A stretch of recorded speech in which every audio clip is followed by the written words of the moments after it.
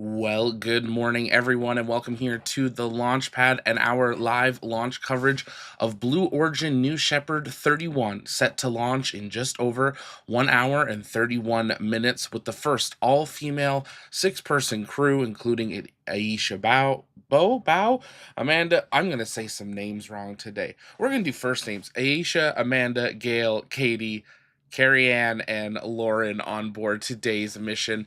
If it's your first time here, welcome. My name's Zach. I'm the founder and host here at the Launchpad Network.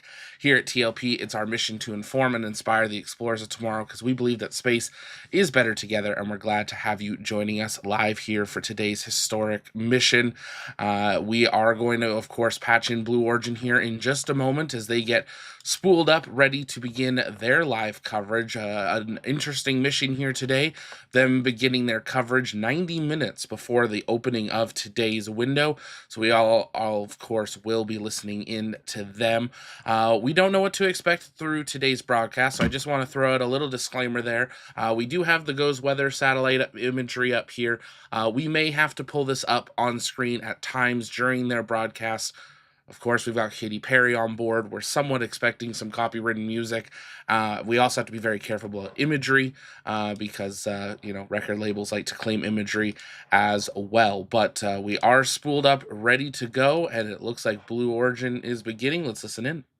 Of New Shepard 31, Blue Origin's 11th human flight. I'm Carissa Thompson, and I am so excited to be your host for this webcast as I experience my first launch here in person. And we'll hear from the astronauts and take you right up through the launch and their landing back on Earth. So, without further ado, welcome to Blue Origin. And kicking us off with a strong start, we are L-1 hour, 29 minutes, and counting. Blue Origin running through their intro here. We'll do some shout-outs. We got people tuning in from all over the world. We're glad to have you here. We got Mike watching from Columbus. Maria's watching from Devon, England. We got Sarada, I hope I said that right, from Florida. Anders is from Sweden. Great to have you here. We got Sturman in watching UK. Chris is in London. We got Kenny in Texas. Dundagada, sorry if I said that wrong as well, in Ireland. Ginger's in Lakewood, Washington. Welcome.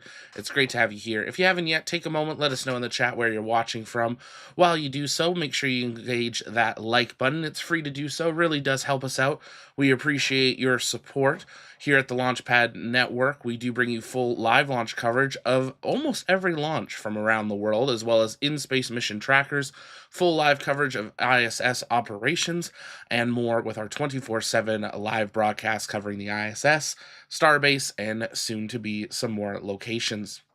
If you happen to be interested in joining our crew, !apply. We do have our applications open. We are looking for more people to join on as moderators, space journalists, space news history writers, and more. But let's listen back in to Blue Origin Mission Control.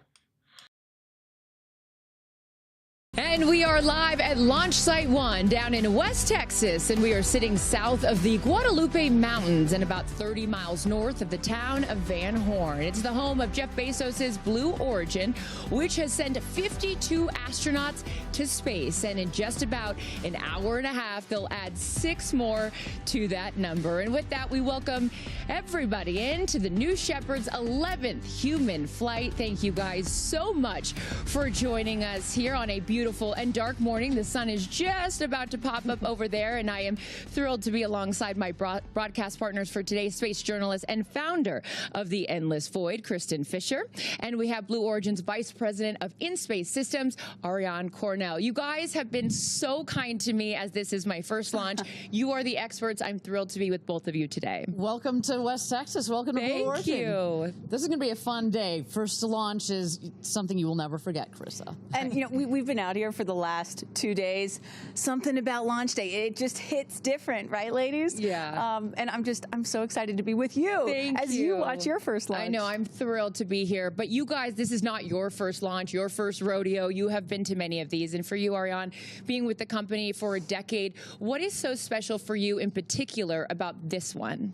You know, I'm so proud to be part of this program for so many reasons, but I think, with New Shepard, we're opening space flight experience for everybody. Yeah. And this one, we've been able to have so many historic flights, but to be able to put 6 women on this launch in this capsule, the first time that has ever been done. You know, I can say, especially since I've got 2 little girls at home watching, one's 6 months, one's 2.5 years old, little girls. They can see that this is a reality, and I'm just very proud to be part of this. And shout out to your husband who's holding it down at home for you so you could be out here doing your thing. That's right. Thank you, Michael, for not divorcing me when I get back. Love you, babe. And hello to your girls as well. Kristen, what's so special for this launch in particular? You know, I think the focus, understandably, is going to be on the people that are on this mission. I mean, there are some big names on board this flight, and so I think it's really easy to kind of get sucked in to the celebrity of it, right? Sure. But to do that would really be missing the point. And for all the people who are saying, well, you know, why should I care about celebrities going to space? This is a really big deal because this type of space flight is what's making space accessible to everyone. And it really fits the pattern of human exploration from the very beginning. First, you send the professional explorers, the military test pilots, then the civilians, the scientists, the engineers, kind of the experts, and then you send everybody else, the singers, the journalists, and the activists. So this really fits a pattern here. We're now seeing it unfold in space, and I'm pumped to watch these 6 women go up today. History will be made. We are just about T-minus 1 hour, 25 minutes for launch, the liftoff of NS-31. So why don't we learn a little bit more about the stars of the show today? In seat number 1, Lauren Sanchez. Lauren is an Emmy Award-winning journalist, New York Times best-selling author, pilot, vice chair of the Bezos Earth Fund, and mother of 3. Her goal is to inspire the next generation of explorers. And in seat number 2, Katy Perry. Katy Perry is the biggest selling female artist in Capitol Records history and one of the best-selling music artists of all time. She hopes her journey encourages her daughter and others to reach for the stars, literally and figuratively. Then in seat number 3, Amanda Wynn. Amanda is a bioastronautics research scientist whose advocacy for sexual violence survivors earned her a nomination, you guys, for the Nobel Peace Prize, as well as Time's Woman of the Year. And as the first Vietnamese and Southeast Asian woman astronaut, Amanda's flight is a symbol of reconciliation between the United States and Vietnam and will highlight science as a tool for peace. In seat number 4, Aisha Bowe. Aisha is a former NASA rocket scientist as well as an entrepreneur and global STEM advocate of Bahamian heritage. Aisha hopes her journey from community college to space will inspire young people in the Bahamas and around the world to pursue their dreams. Now in seat number 5, Gayle King. Gayle is an award-winning journalist, co-host of CBS Mornings, and editor-at-large of Oprah Daily. And as someone who is staying open to new adventures, even ones that scare her, Gayle is looking forward to stepping out of her comfort zone. In seat number 6, Carrie Ann Flynn. Carrie Ann has spent the last decade channeling her energy into community building through board service and nonprofit work. She has produced thought-provoking films that have explored a wide range of subjects, including the history of women in Hollywood and fair pay advocacy. She hopes her Blue Origin spaceflight serves and as an inspiration for her son and the next generation of dreamers to reach for the stars. So many incredible women. And oh my goodness, look at that shot. Ariane, does that get you fired up, if I may? No, I love that. What you see is we'll have like excess propellants kind of burning off. That's okay. That's what we're looking at right now is the rocket getting ready. It's getting filled with propellant. We always want to make sure that the temperature, but also most importantly, the pressure in the vehicle is all set. So that's why sometimes we got a little bit of excess. It's okay. There will be many times over the next hour and a half I will look at both of my experts and say, what's happening here? So if you guys, like myself, are new to this, don't feel like you don't know anything, because they will make sure that they get you caught up. So I want to start with you, Ariane. Can you speak to how Blue Origin has developed and evolved this process of commercial flights to space? Sure. So, just 10 years ago, April of 2015 was the first time we launched this rocket ever. NS-1. You see NS-31 on your screen. We've had 30 subsequent flights. We used the first 15 of our launches to test the system. We wanted to stress it to its maximums. A lot more stressful flight profiles than what you're going to see here today, what these ladies are going to experience. we want to make sure that at Blue Origin we completely understood the entire rocket system, the capsule, and not just from a technical perspective, but also from an operational perspective. We want to make sure that our team is well prepared and practiced on this. You know, it's an autonomous system, which means it flies on its own from beginning to end, but there's a very well qualified team behind it to prepare the rocket as well as prepare the astronauts. NS-16, Jeff Bezos went up for the first time July 2021, and we have had a total of 10 human space flights since then, today making our 11th, and today a historic one. Yeah, indeed. I mean, it should be noted, it's just the 6 women in there. You know, that's only 6 women. It's just 6 women in there. Only. Oh, Yeah, I know, but maybe the wrong choice of words on that one. No, but yeah, please go ahead. No, it's just to be, again, being new to this field, it's like it's them. They're up there alone, but they're never alone because they've got all the great people here at Blue Origin behind them. And we talk about the frequency of these flights. So, Kristen, having covered so many, does it start to feel routine for you? It totally starts to feel routine, right? But that's exactly the point, to normalize human spaceflight and make it really safe. But, you know, then I have to catch myself and be like, no, there's actually nothing routine about this. There will never be anything totally routine about this, because don't forget, what these 6 women are about to do today is strap themselves on top of essentially a controlled explosive, a bomb. Don't tell Gail King that, right? No. Don't let her hear that. Controlled is the key word I would use with her. Controlled explosive. There is risk in that. No matter what you do, there is some risk. So you have that to think about. And then you have Blue Origin landing a booster vertically. I mean, that is something that had never been done before until just a few years ago. Truly the stuff of science fiction now come to life. So yes, it does become routine, but it's also routine and extraordinary all at once. Well, I feel so grateful that we're not just sitting in a studio talking about this. I know. This isn't a green screen behind us, ladies and gentlemen. We are here on the ground.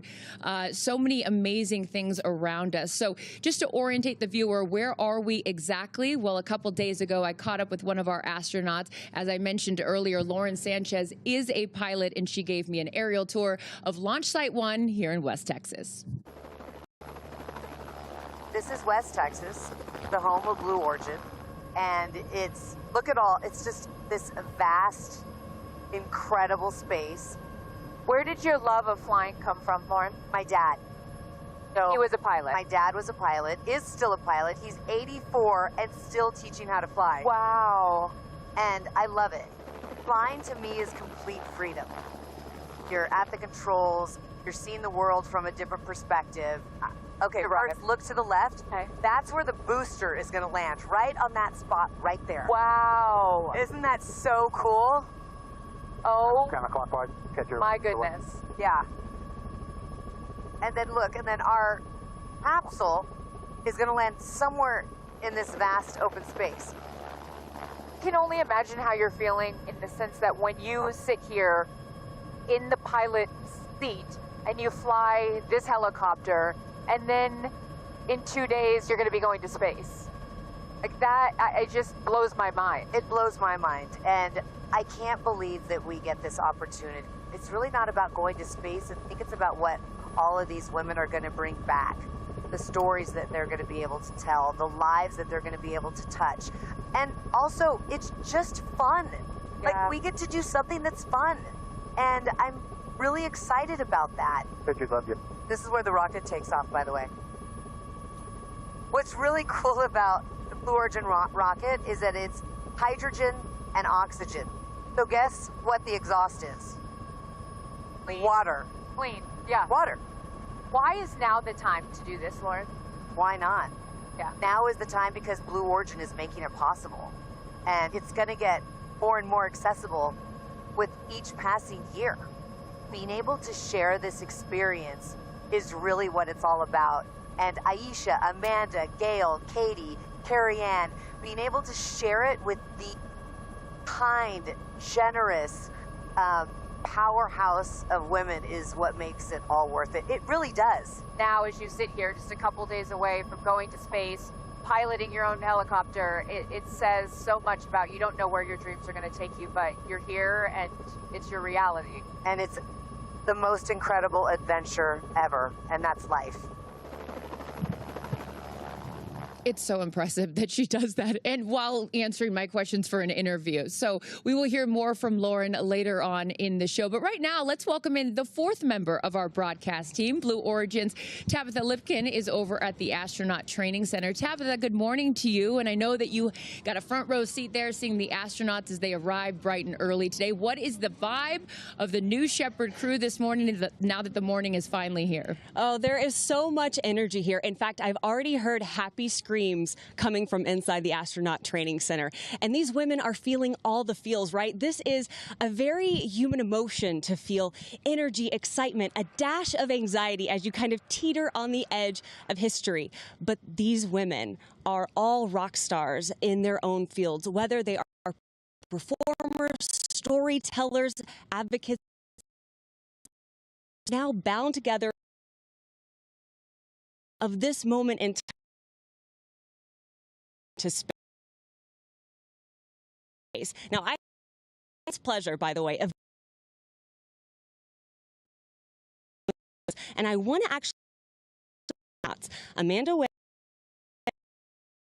about what this mission really means for them. Who are you bringing them? You know, all astronauts. Our capsule, our spaceship, traces back to the nautical tradition of ringing aboard sailors. My family learned celestial navigation in order to find their way to freedom on that refugee boat. And so when I ring that bell, I will be thinking of Hiekwa, Goba, Iyo, Mea, the four that were chosen to go into death to seek life. What you think this will mean for women around the world, but also for sexual assault survivors? You know, when I fly, I'm flying, of course, to represent my community. I'm so proud to be the first Asian woman, and I'm also proud to be a survivor who is healing. You know, this journey really is about healing. It's just that my healing takes me to the stars, across the Kármán line. When I fly, I want all survivors to know that you will make it through. First off, who are you looking forward to once you come down being able to share your experience with? I'm really looking forward to sharing this experience with my mom. Growing up, she was a teacher. She put that on pause to raise her family, and then she was an entrepreneur. And I just, I'm really excited to be able to share this experience with her. She's been on this journey with me emotionally, and I think it's important, you know, to honor the women that raised us and inspired us, and you know, it's a little bit of giving back when we can share our successes with them. What about a message to so many kids who are watching? One of the partnerships and nonprofits a part of Blue Origin is Club for the Future. So do you have a message for the kids who are excited to watch this launch, a historic launch? Believe in yourself, dream big, and don't let anyone tell you no. It's never too late to fulfill your dreams. So some powerful words that you've heard from our astronauts already. And as I said, it is an exciting and active scene here. This is really a generational event. And throughout the morning, we are going to check back in and hear more from the rest of our astronauts. Carissa? Thank you so much, Tabitha. And yeah, we're going to be checking in with you all day long leading up to launch as well. Thank you so much for that. So Ariane, obviously a whole new experience for these ladies, right? Walk us through, myself included, since this is my first launch. What have these women been, you know, going through, and how have they prepared for today's launch? Sure. So for our astronaut training program, we have our astronauts arrive on site 3 days in advance. And they go through just 2 days of training. It's 2 intense days of training, but really that is all that they need. So what are some things that we walk them through? You know, what we call ingress and egress, just fancy words for saying how to get into the capsule, how to get into your seat, how to buckle your harness. That's really important. It's a 5-point harness, much like a race car harness. How to get out of your seat. You just kind of turn the click on the button on the harness to get out. How do you also get out of the capsule? We go through emergency procedures, obviously hoping nothing, you know, they don't need to use them, but all of this is about getting them acclimated. More of that. We get them situated with our launch site. We take them out to the tower. We had the good fortune of going up to the top of the tower a couple of days ago. Well, let me throw it back to you.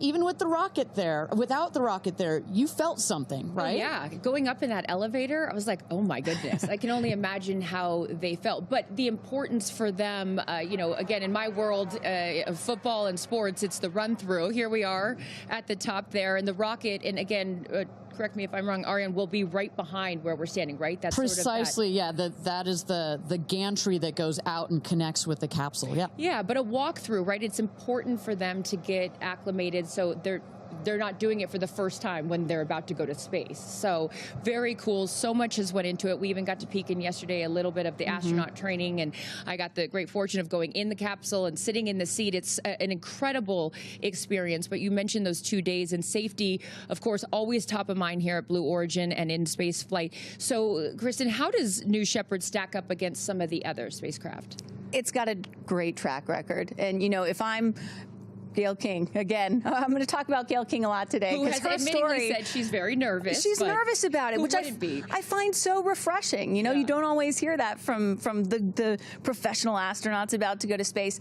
She's admitted that she's nervous. So if I'm nervous, I would feel a lot better knowing that the rocket that they're about to fly on has an abort system or an escape system. And not only does it have that, but it has been tested and worked in real life multiple times. And so for those of you who have perhaps never watched a space flight before, the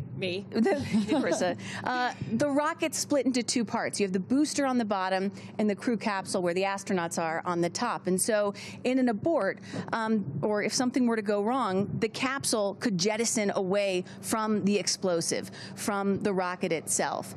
So that's critical because it means that the astronauts could get to safety. And as Ariane and I have been talking about, it's been tested 3 times, at multiple times during the ascent, and they actually tested it in real life once back in 2022 when there was an in-flight anomaly, and it worked. So that was not, to be clear, that was not a test. That was we actually used real thing. It, so it was not. It's not like we had set up this scene for us to test it. It worked perfectly, and it was uncrewed, right? But Correct. if astronauts had been inside, they would have been fine. Those payloads actually came out quite nice. We had some scientific experiments in there that really enjoyed the flight. Yeah, safety being paramount. Well, as I have admitted here, this is my first launch. I'm learning so much and have learned so much from you guys with your generosity over the last few days and months. But my day job is an NFL host for pregame shows, and I work with a guy named Michael Strahan. You might know who he is. Well, guess what? He became an astronaut when he flew up to space on New Shepard 19, and he has some words of encouragement for today's crew. Hey ladies, it's Michael Strahan. I just wanted to say good luck on your amazing flight today. It was life-changing for me. I hope it's life-changing for all of you. Cannot wait to see, because I experienced the joy I know that you're going to have. I hope you just go up, just take it all in. Enjoy just looking down on the planet. Enjoy being weightless. Enjoy being together. That's the biggest thing, because it's a bond that will last a lifetime. So good luck. Have fun. Looking forward to seeing you when you're back on the ground. Welcome to the Space Crew. This guy, what a guy, as he's at his other job on GMA there in the morning show. But yeah, he can do it all, but a really cool experience. And he came back and had told me after he did that he didn't even know how much he needed it until he did it. A really special thing that these women are about to experience. So Ariane, what are some of the top reasons people tell you that they choose to fly specifically with Blue Origin? So first and foremost, a lot of them come to us saying, this is a dream I've had since I was a child. And they are so ecstatic that finally they have the opportunity to fly, and to fly now. You know, you can, it has taken so long for us to get here, and so now they can actually buy a ticket.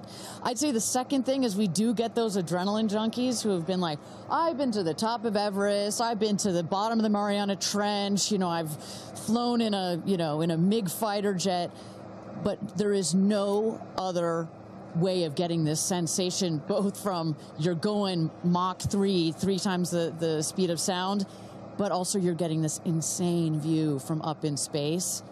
I'm they're so like, "Sign jealous. me up."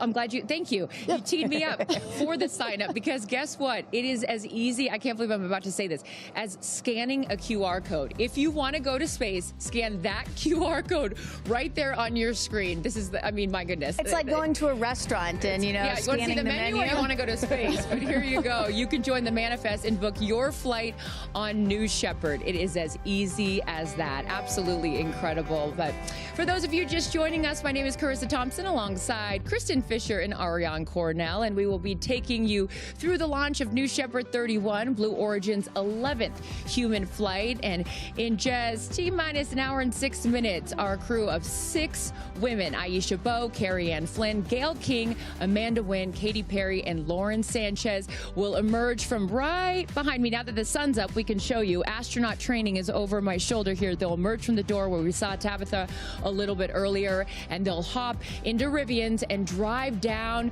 what I love, the road to space. Literally and figuratively, New Shepard 31 will take off in an hour and 5 minutes. So right now, we're going to hear from another one of our astronauts, Tabitha Lipkin, caught up with Katy Perry. A big part of your life, of course, is your daughter, Daisy. Yeah. I want to know, does she kind of have a concept of what's happening, or like, what are your feelings around sharing this with her? I mean, she's 4.5, so she's still trying to figure out what day of the week it is. Sure. But it is very normal, you know, for us to talk about mommy going to space now. And I will be so excited to hold her when I land. Do you have a message for your family in this moment? It's okay. Yeah, no stress. I'm going to be very emotional this weekend, of course. Yeah, it's an emotional thing. It's a big journey. It's huge. My message is that I love them.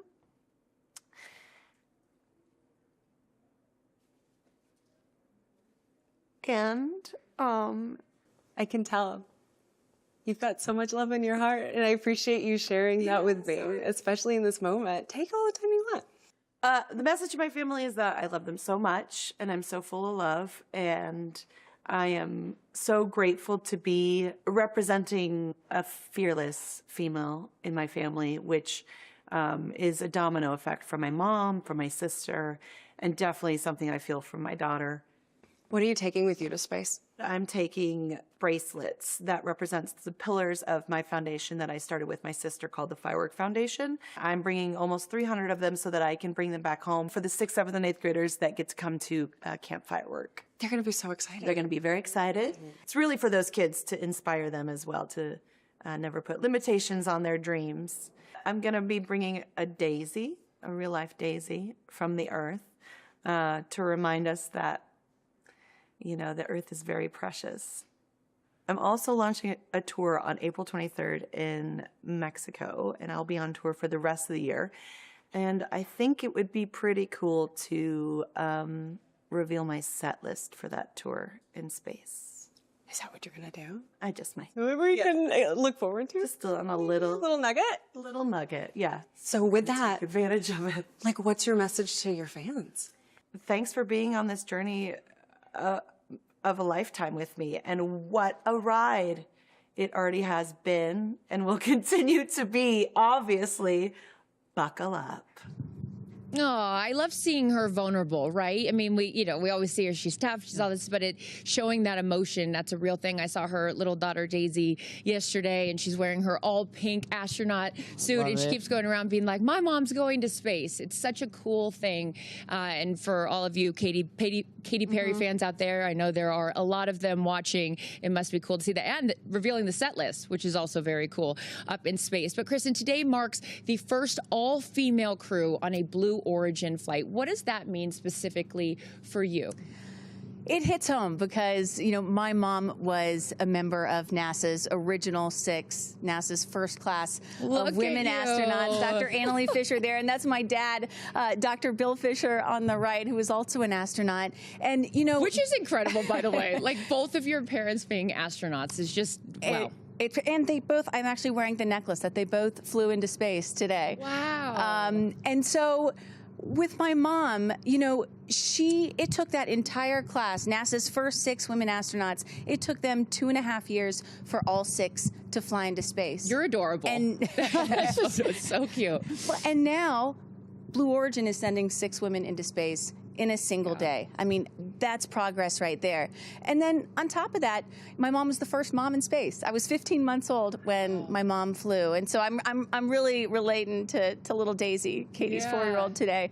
But you know, back then when she flew in 1984, there was some people thought it was really impressive and incredible what she was doing, but other people were like, my gosh, how can you leave your 15-month-old baby back on Earth? And so today, here we have 4 moms, 2 mothers at the desk, a grandmother going up in space. I mean, it's truly generational progress, and it's just so cool to see. And I got to shout out to my daughter, Clara, who's watching at home, who is so upset that she can't be here today because she wanted to meet Katy Perry. But you know, hey, you got to go to school. So I got to go to school. I should mention to you that actually we at Blue Origin, we've got these what we call our business resource groups. So they're groups that you can join as the employees, and we've got one for the Black community, the Latin community. But we also have one for the parents at Blue, and we call it New Fisher. You know, we've got New Glen, New Shepard, etc. It's called New Fisher. There's the patch. It even has a patch. I just found out about this yesterday, by the way. Don't worry, we'll get you on. We'll get you. So it is so important, you know, what your mother has done and what these women are doing today. Well, and you know, ultimately, if space is about, if we're here to open up space to everybody, you know, someday in the future, it's not just going to be, you know, adults that go into space. It's going to be kids too, and entire families. So that really is also what today is about. The start of all that. It is. It's really special, and I love that it's getting light, so you guys can really get a full scope of what's going on behind us. And with that, we're going to send it back over to Tabitha Lipkin, who's moved over to the viewing platform where friends and family will watch today's launch. And Tabitha, one of today's astronauts, had a connection to Blue Origin before she even joined the crew. Tell us more about that. Oh, and it is such a beautiful connection. So I want to focus on Aisha Bowe for a moment. I mean, she just embodies what it means to be multidimensional, right? She talks about going from community college to space. She's representing the Bahamas, and she helped founded projects like STEMboard and Lingo. But within being multidimensional, she also was a mentor for an employee right here at Blue Origin who helped build the very rocket she is about to take off on. What was it like when you put the flight suit on? Gosh. Okay, the flight suit, first of all, we look good. It's amazing. Like, as I pulled up the zipper, I felt like a superhero. And then I just reflected on my life and the journey to the flight suit. My 92-year-old grandfather is making the journey to see the flight. And where he was born in the Bahamas, they didn't have aircraft. He used to ride his horse around all the time. And so now he's taking an airplane to come see me fly to space. And that was at the top of my mind when I was zipping up the suit. What is your connection? You mentioned this briefly when you were at NASA. There was an intern who now actually works here at Blue Origin, and you guys are tied in together. I want to know that story. I went to an aviation museum day for young girls who were interested in aerospace, and I met Claire Luce. And she said, I want to be an aerospace engineer. And she asked if she could come visit. And I was like, yes, of course. Well, that one day turned into me mentoring her, and that 13-year-old girl became a 16-year-old who had an internship at NASA, who then decided to become an aerospace engineer. And today, Claire is working on the very same rocket engine I'm going to fly on. And so to know that when I step in that rocket, that someone who I've known since she was 13 has had her hand in making sure it's safe means all the world to me. I mean, just an incredible story, right? To have that connection with Claire. And you know, Aisha's also been a big proponent of Club for the Future, which is Blue Origin's nonprofit, where you can get free space-related lessons, but also we're sending postcards to space. And Aisha specifically is sending postcards all the way from India, Kenya, the Bahamas, and all across the United States. Pretty remarkable. Oh, it's such a great story. Thank you, Tabitha. We will check back in with you in just a little bit. But in seat number 1 will be Lauren Sanchez, who has seen her fair share of human flights from the ground. And I had a chance to catch up with her to discuss her flight to space. You know, we talked even years ago about the idea of you guys doing this, and now it's coming to fruition. So take me through that journey, the all-female space crew, sort of, and how we got from the idea to it actually becoming a reality. All-female space crew, can you believe it? Can you believe it? I can't believe it. I mean, it's really, I hear that, and I have so much gratitude that we're able to do this. And it all started when I came here and watched Jeff go up. He came back more grounded, more like alive. Which is interesting, right? You go to space to become more grounded when you come back down to Earth. It's so true, though. I always say, you know, it's not about going to space, it's about what we bring back. And I get to go with 5 incredible women, explorers, but storytellers, to inspire a new generation to be interested in space exploration, to inspire a new generation to explore. When you explore, you also bring out the curiosity in someone, and curiosity leads to solving problems. I look at your story, and you've been so open about your dyslexia, and now here it is that the teacher that diagnosed you with dyslexia is going to be at your launch when you go to space. Why is it so important that your teacher is here for this moment, Lauren? Gratitude. Where I am right now is in part because of her. I was always told, you know, oh, you don't belong. You don't belong. I was a female in sports. You don't belong here. Do you know what I mean? I was a journalist, and I was a really young journalist. You don't belong here. Like, you're always told you don't belong. But the problem is, you know, people get told that all the time. I was starting to believe it. And that's what this is for all those girls out there that feel, or for anyone out there who feels they don't belong. If you're there, you belong there. I love that. Has Jeff told you what you could expect? What has he shared with you about his experience? He told me that it's going to change me more than I know. And I believe him. Yeah. He goes, I can't even explain to you how you're going to be changed, but you will be changed. What would you tell the little girl in the back of the classroom that is scared to go up to the front and do the class presentation or answer the question? What would you tell that little girl as you sit here just a few days away from going on this incredible adventure? It's okay to be nervous. It's okay not to be the best. It's just okay, and you belong here. I love her. It is worth mentioning, you guys, that going up with Lauren on her flight will be a Teachers in Space student experiment inspired by students across the United States, which will measure things like acceleration. So this is a different QR code. Access free space as we await astronauts coming out of training onto that road to space. Again, full admission. This is my first launch. I don't know how this with you. Explain to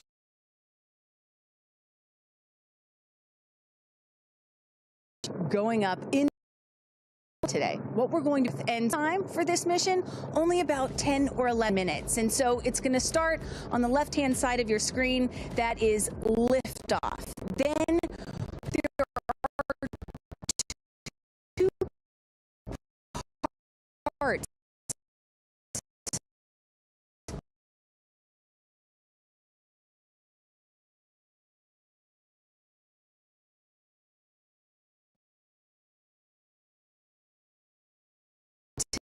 This spacecraft. Do you have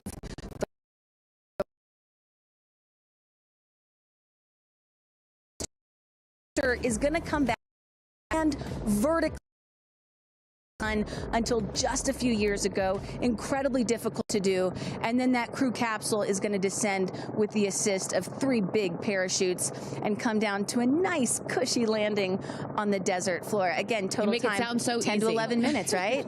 I mean, it's going to happen really fast. It will happen really, really fast. I should note on the booster, so we made history with this new Shepard rocket, not the exact tail that we're flying today, but we were the first organization to ever land a rocket from space and reuse it, and that happened just 2 miles north was the launch pad, 2 miles beyond that was the landing pad where all of that happened. It was really exciting.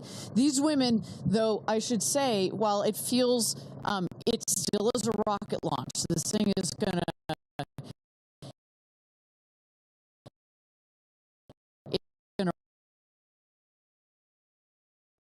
wrap.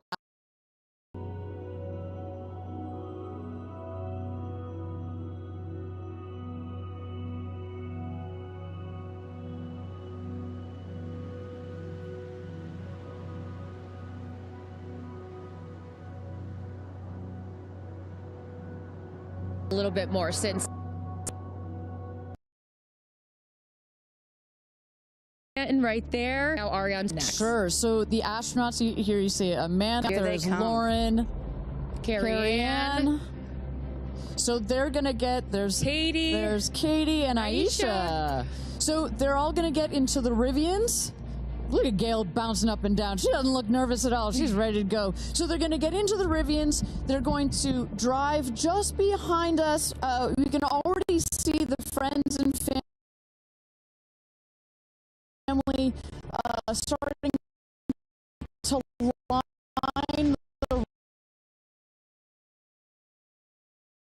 to line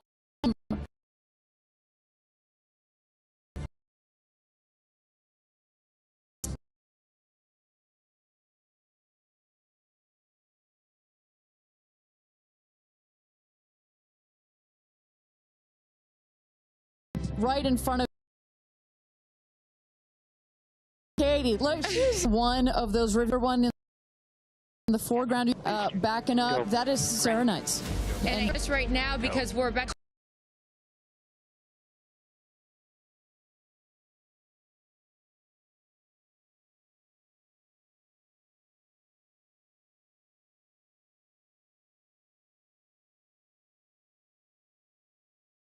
And if you're just joining us, welcome here to the launch pad and our live coverage of Blue Origin New Shepard 31, set to launch in about 50 minutes from now. Blue Origin having some downlink issues or uplink issues from the middle of West Texas. You can tell it's on their end because all of our stuff is running smoothly. It's their feed, and unfortunately we've gone in and tested it on a few other things. This is their feed issue. We'll do our best to keep it on screen for you guys. So you follow along, you can see Jeff Bezos, the founder of Blue Origin, there in his flight suit.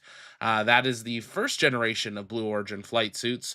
There on the left, the first crew to fly in the new flight suits are loading into their Rivians, getting ready to head out to the launch site in preparation for flight here today. If it's your first time here, though, welcome. My name's Zach. I'm the founder and host here at the Launchpad Network here at TLP. It's our mission to inform and inspire the explorers of tomorrow because we believe that space is better together, and we're glad to have you joining us live here today. That black screen, that is the live feed from Blue Origin. Definitely having some technical issues from them on their part here, but we will keep that on screen. We've got the weather radar on the left side of your screen so you can see that your feed isn't frozen, you're not buffering.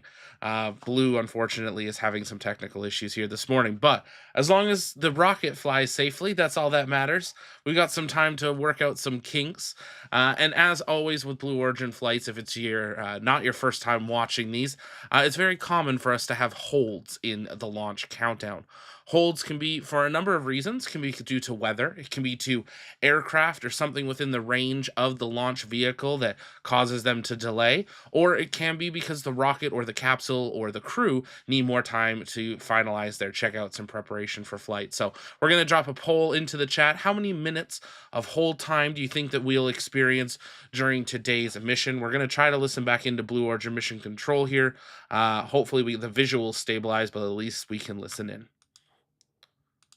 Exciting for them. Yeah, and Katy sticking her head out too, gonna give a little wave to her daughter Daisy. They're all sticking their heads out the window. It's too bad that all three of them are so shy, you know? Well, and you know, we often talk about how it is oftentimes more difficult for the people who are left behind on Earth, their friends and family, to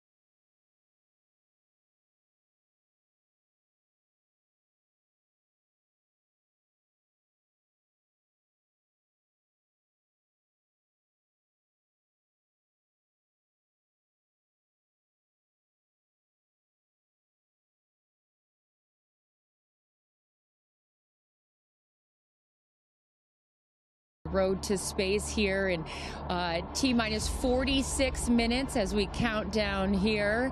How does this compare, Ari and Kristen, having seen so many launches to some of the other ones that you've seen?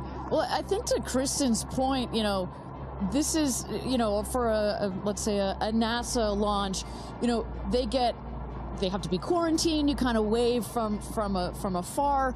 The families. This is a parade. Yeah, it's a parade. They're really integrated into this experience because, as you know, as I mentioned, when these people go to space, so often it's, I've been dreaming about doing this since I was a little boy or a little girl, and the family and the friends come along this journey in supporting these people, and so to be able to have them there right up just into the last minutes like this is really important. And we knew when we designed this whole astronaut program that incorporation of the families and the friends was going to be very, very important. Why was it so important? Well, I think among other things, you know, precisely these aren't, you know, these are not people that have trained for years and years and years, right? You not quite as elite, Kristen, as your parents. They're not fighter pilots. You've got people that are very normal, you know, like Gail has been very clear about her emotions and her nervousness. We want them to have the support and the love of their friends and family. And this is a moment that will change their lives forever. It is a moment, getting that chance to see the Earth from space is something that will forever change their perspective. They will come back slightly different people. And so for a moment like that, oh, and here they come. Yeah, as right they're by our stage. right over our shoulder here is our set as we wave to the incredible women here. And each crew names themselves, right, Ariane? So this crew has named themselves the 6 that are taking up space. Good luck. Good luck. I love it. I love it. Well, I think what's so fun about this, to your previous point about this full experience and getting access to see them and send them up, it has to give them some comfort, right? I mean, you're going to do something that is so out of your comfort zone, that to see and to be around people that you know and that you love on your way out to the road to space is really special. And also just being here the last couple of days, you really have an appreciation that, yes, of course, the focus is on these 6 women, but I'd be remiss if I didn't mention the experience that I've had. Even you took us into mission control yesterday and just meeting them. There's 10,000 employees here at Blue Origin, and all of the men and women whose lifelong goal it was to work at a company like this, and you know, all their schooling, and just some of the most intelligent people that you'll ever meet, and all the hard work. I mean, this is not a small thing that is happening, and all of these people have dedicated their lives to moments like this. And so I just want to make sure we acknowledge that this is such a group effort to put these women into space for the first time. I should say, you know, of all the interviews and press that I saw Gail King do prior to this launch, one of my favorites was Mae Jemison, the first black woman into space, and she made a very clear point. She's like, there's going to be lots of emotions on I want to say game day, on launch day. It is game day. On launch day, but there, you can see she's got tears in her eyes already, and just know that you have some of literally the world's most intelligent people that are taking care of you, that are watching this rocket, not just today, that the energy that has been put into this vehicle over the last several years, the several months that have been taken to plan this mission, and in the last final days and hours as we check the vehicle, we only send them out there and up into space when everything is ready. We take this very, very seriously, and as Kristen said, yeah, this feels like it's getting a bit routine, but every mission is not routine for us. We make sure that we take it seriously. It is routine, I should say, but it is... That's a good thing. It's a good thing, and our team is paying attention, and no detail is missed on the day of. And there's a saying that space flight is a team sport, and And it's not, there's so much focus on the astronauts, but it really is a team sport. And I think we really got a sense for that yesterday going into mission control. For those of you just joining us, Carissa, Kristen, Ariane here, Tabitha with the friends and family, and then we see the astronauts here. They have loaded up from the Astronaut Training Center. They're in the Rivians, going at quite a speed, I will say, on the road to space, which what a is shot. Look at that really sunrise. beautiful. I was just going to say, which is such a beautiful shot there, the aerial view from our helicopters. But, there's been conversation leading up to this, and I loved, Kristen, you had pointed out when you get asked, like, well, why do this? And you had said something that I thought was so interesting. It's like, well, then why travel? You say it more eloquently than I There can. is, of course, criticism, right? Like, why should we care about this? Why should we care about your average person, even though these women are not average? Why should we care about them or celebrities going to space? Or why should we even be going to space, period? And my answer to that is, well, why do we travel? Why go to Paris? Why go to London? Why go to Japan? It's because it does something to you that's different than just looking at a photograph. You experience it in a different way, and it changes your perspective. It makes you a better person. It makes you understand other cultures and civilizations and other people. It makes you have more sympathy, and you hear about the over come back to Earth, and it is where you more, and you realize that we are all just one. So I'm excited to see what they have to say. And I'm excited. Look, the moment has come here. So Ariane, walk our audience through sort of what happens next as they are approaching. Sure. So they have just driven down the road to space, the 2 miles. They are going to go to the north end of that circle and jump out of their Rivians and take a cool shot, a photo that is, with the rocket in the background. Again, all of this is very tightly choreographed, and we want to make sure that they do this quickly so that they can get back in the Rivians, go back around the circle to the base of the tower. At that point, we're going to get them into the elevator that will take them up to the south tower. That's the one in the background.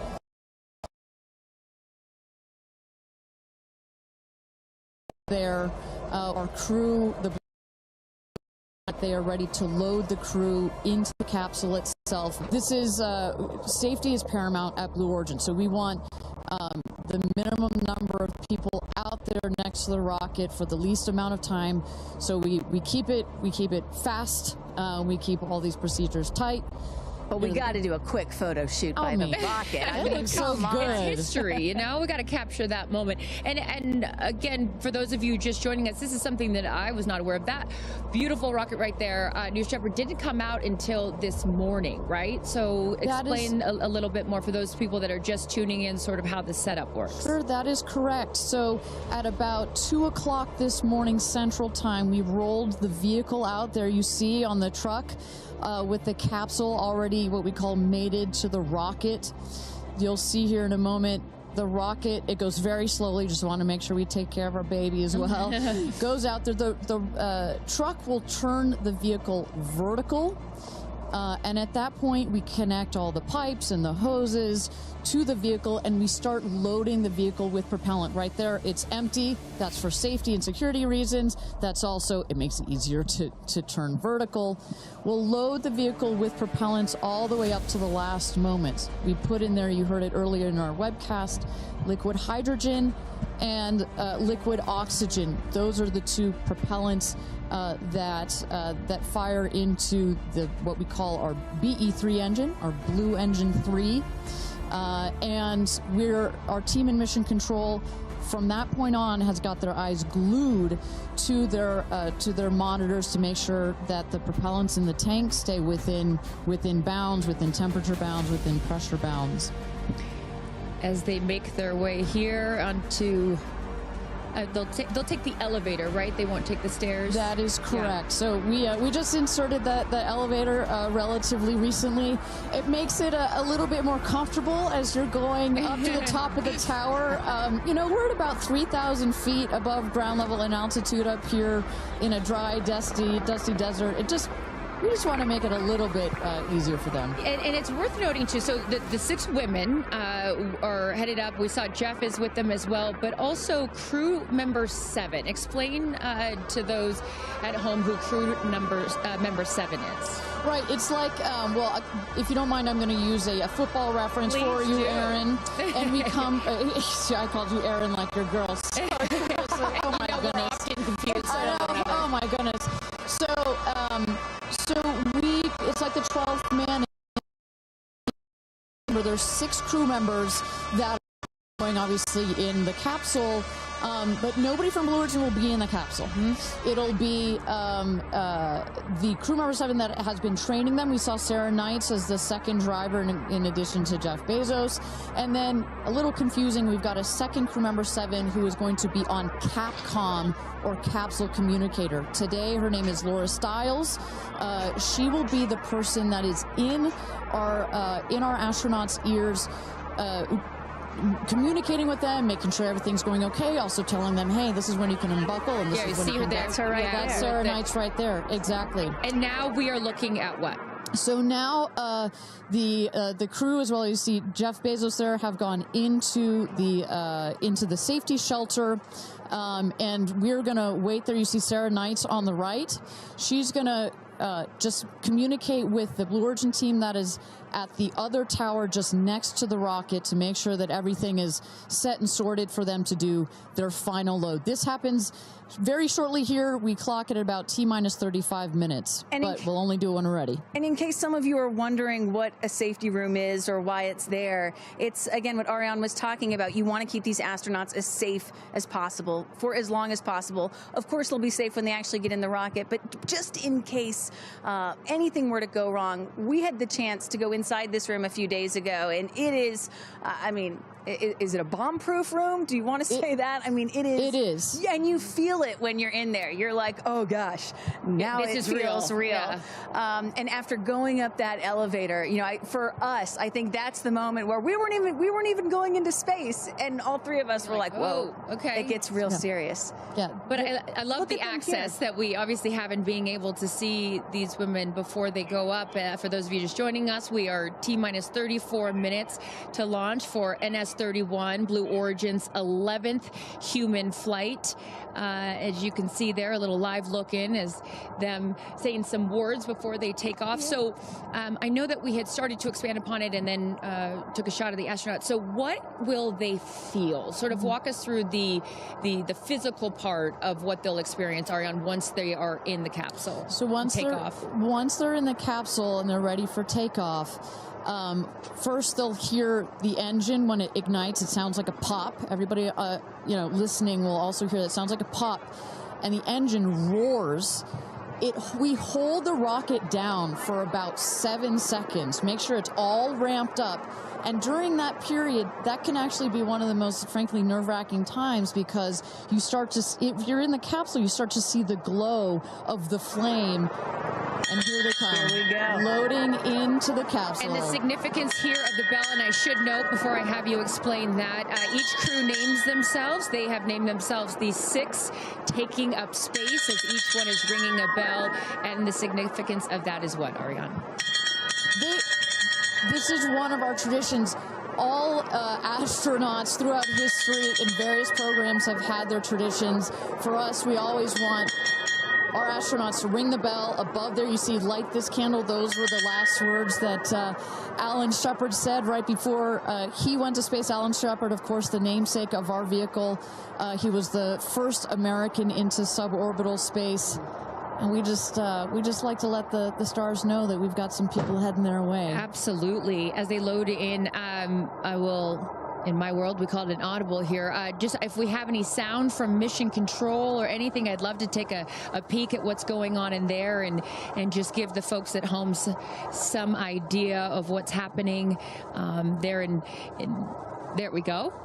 There we go. So we don't have sound of it, but we can see all of the brain behind this beast. But I could tell you, Carissa, other than a couple of a couple of discussion points on the radio. Honestly, it's about this quiet when you're in Really? there. That surprises me, because you would think, like, you know, in a control room in TV, it's a chaos, right? In the best way, but in there, it's quiet. And honestly, chaos is, quite frankly, the last word I would use to describe our mission control.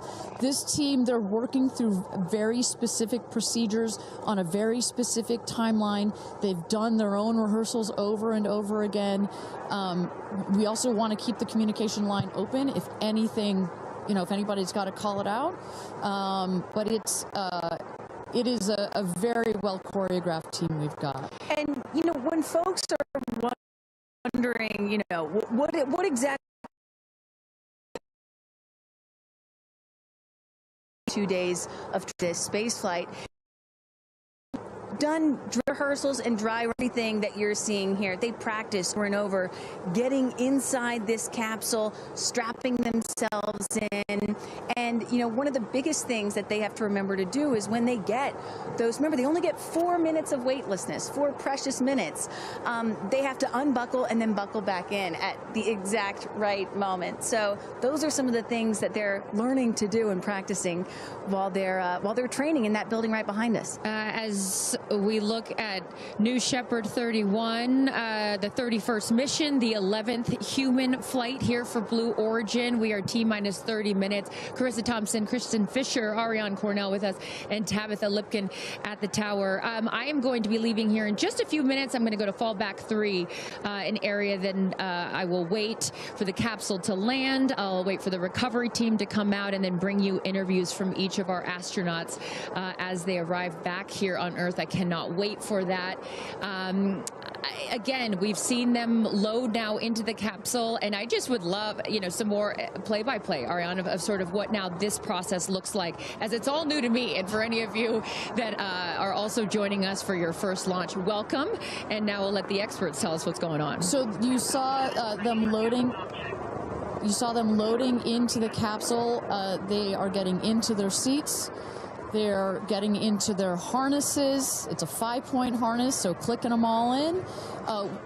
All right, we're hearing that Capcom right now. Sorry to interrupt you, Ariane, which is short for capsule communicator, and ready to do the astronaut comm check. So let's take a listen. Laura Stiles has the mic.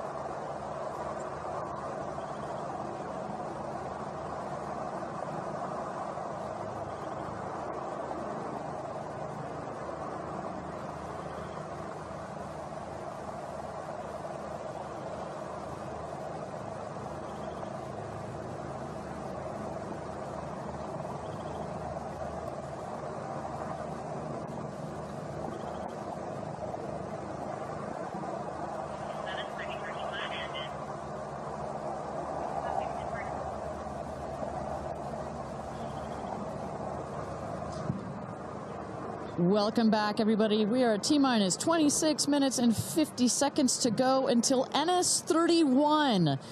New Blue Origin's 31st mission for our New Shepard rocket, our 11th human flight. I'm Ariane Cornell here with Kristen Fisher at the desk. Carissa Thompson has left to get into place for her viewing spot for the launch.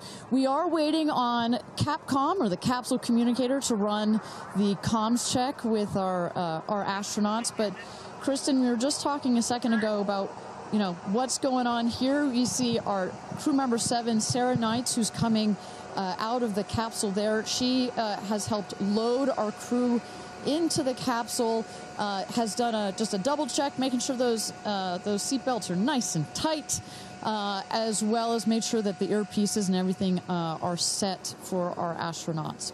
I should note, just as we give kind of we got this beautiful aerial shots this morning of the rocket. We have these sunshades. You see on the at the top of the capsule, that kind of white square. We've got one there in the foreground, and coming around, you'll see another one on the back. Those windows are so large that it can kind of act like a greenhouse in there, and especially down here in the West Texas desert, it can get a bit toasty in there. So we've got some nice sunshade for their comfort. And I love that we can see some of the crewmates inside the capsule as they're getting strapped in. I think you could see Lauren Sanchez right to the left of the hatch right there from that camera shot. So pretty cool that you can see them this close to lifting off.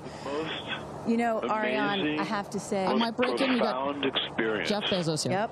I'm so excited for you. I don't want to get off. I want to go with you. And when you get back, I can't wait to hear how it's changed you. I love all of you. See you soon. Godspeed. Gradatum ferociter. And there you heard it. Some words of support from Jeff Bezos, founder of Blue Origin, also astronaut himself from our first launch.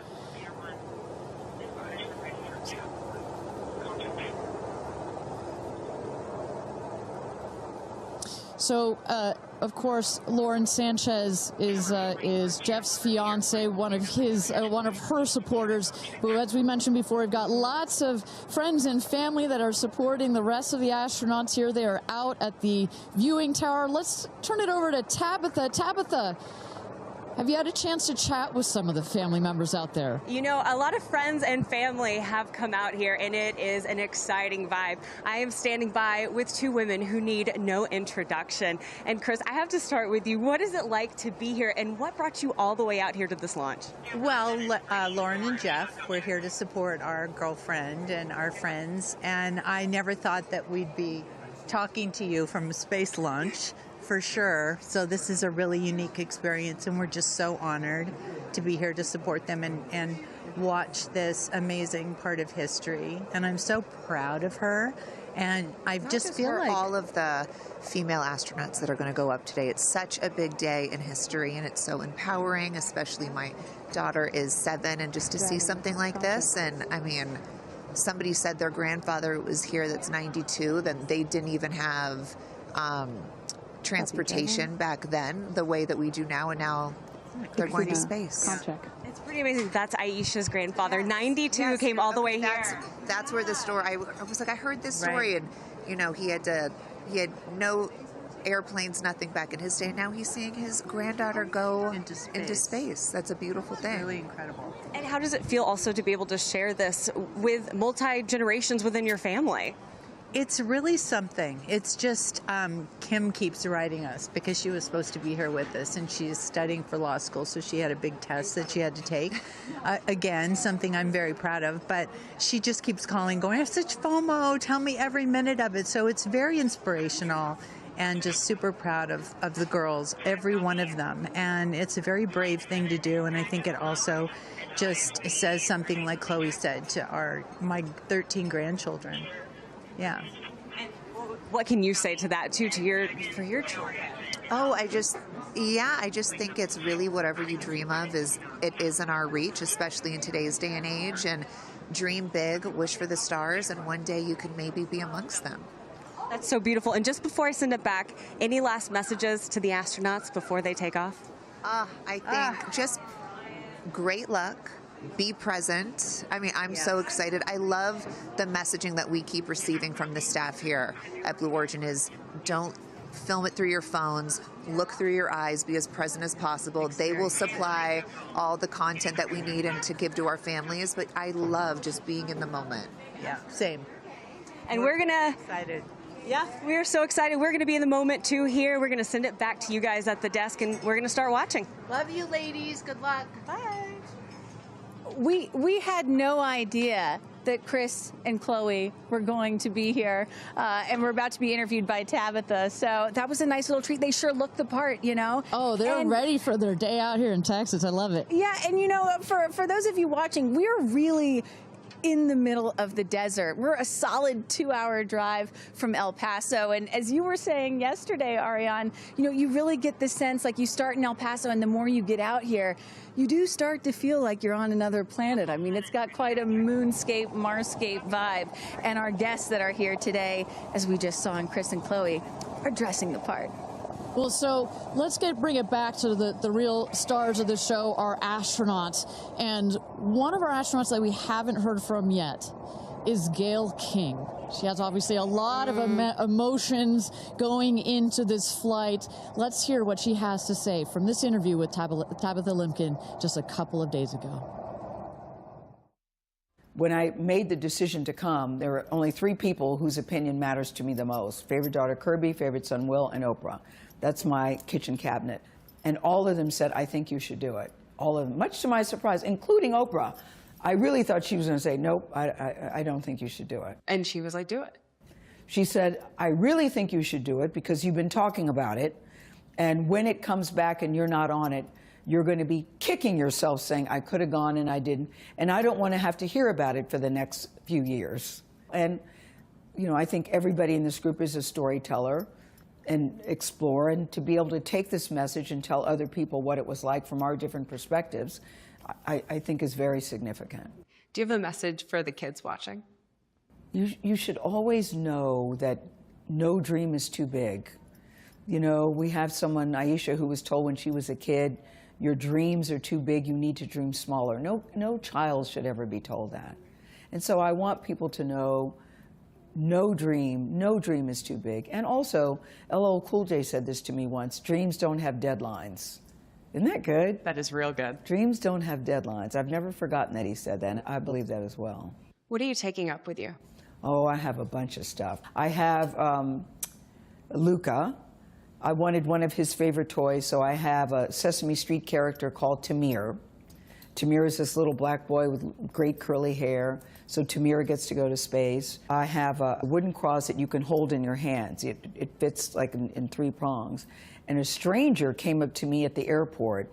She said, I always hear you talk about being a nervous flyer, and I wanted you to have this. And so if you're ever on a flight and you feel nervous, take it out and hold it. So whenever I'm flying, I have this with me. Also, I just noticed, what is this on your wrist? So Jared, who's one of our jib operators at CBS Morning, his daughter, Denise, who's 7, made this for me. And she came into my makeup room and said, I made this for you. Someone else gave me Astronaut era. That's pretty great. Space Sister, Amanda just gave me this. I mean, so I feel that I feel I'm pretty well protected. Absolutely. I will say this, as excited as I am, I'll be very glad when we come back down. I will be very, very, very glad about that. Well, clearly we heard Gail there and prior to coming down here in Texas, nervous and excited at the same time, but one of the things I like about this is that she just makes it real, you know? Regardless of who you are, this is a nerve-wracking experience, and the fact that she's so authentic about it, but also, more so, she is stepping so far out of her comfort zone. I think that in its own right is extraordinarily inspirational. I think most people would feel the way that Gail is feeling right about now. I would. If you're about to launch into space. You know, one of the things that I find so refreshing is that, you know, back in the early days of human spaceflight, you had the Mercury astronauts, and they were all white male military test pilots, and they all had to have the right stuff. You could never talk about nerves or being nervous or your feelings or stuff like that. That was the wrong stuff. But now, in 2025, it is the right stuff to be like Gail King and talk about those concerns and fears and excitement that you have before launching into space like that. And that really shows you just how much the human spaceflight experience has changed over the last half century or so. And that really is what today is all about. I know there are some people watching this or who have heard about this who are thinking, why should I care about people going into space, you know? Katy Perry, a famous pop star. Why should I care about that? And the reason is, it's missions like this that really begin the process of opening up space to everyone, for all of humanity. That's what today is about. And I think we have to, it's not just about today. Today is very, very important, but I think also one of the reasons that I love working at Blue Origin is we think in very long time scales. Right? I honestly feel like I'm working at a company that will be here in at least 100 years. And that's how we think about space flight. Oh my gosh, look at that cute little kid. She is ready to go to space too. Aww. I absolutely adore that. But we need to be here precisely for kids like that. You cannot, I'm a firm believer that you cannot be it if you can't see it. And that's what this flight is for. It's about inspiring women. Oh, look at, talk about inspirational women. Several female astronauts in that group right there. How many astronauts do we have there? I see 4 or 5? At least 4 or 5 and counting. It's a tight group that's only going to get bigger of those female astronauts there. You see Kelly Girardi and Cyan Proctor. I see Emily Calandrelli, Sarisha Bandla. I mean, just an incredible group of women that have gone to space already. And, you know, after today, in just 15 minutes, we are going to be adding 6 more to that group. It's getting close, Ariane. It is getting close. So with that, thank you again, everybody, for joining us for NS-31, our 11th mission, human spaceflight mission to space here. We are at T-minus 14 minutes and 30 seconds, just to give you a little bit of a preview of what is to come.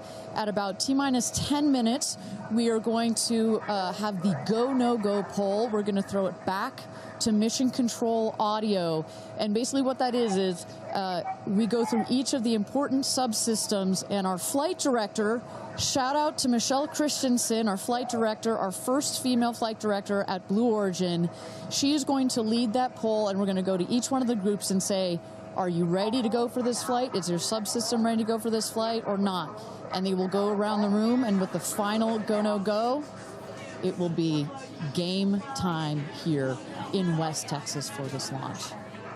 Look at that. Now, this child is a little younger than you were when your parents went to space. A little bit older. Oh, excuse me, a little older, pardon me. Yeah, because I was just 15 months old when my mom flew in space. And, you know, I think about what it must have been like for her to be a first-time mom and training for her first space flight all in 1 year. And she was a part of NASA's original first 6 women astronauts alongside Sally Ride. Of course, it took them, those first 6 female NASA astronauts, 2.5 years for all of them to fly into space. Now, today, Blue Origin is going to send 6 women into space in a single day.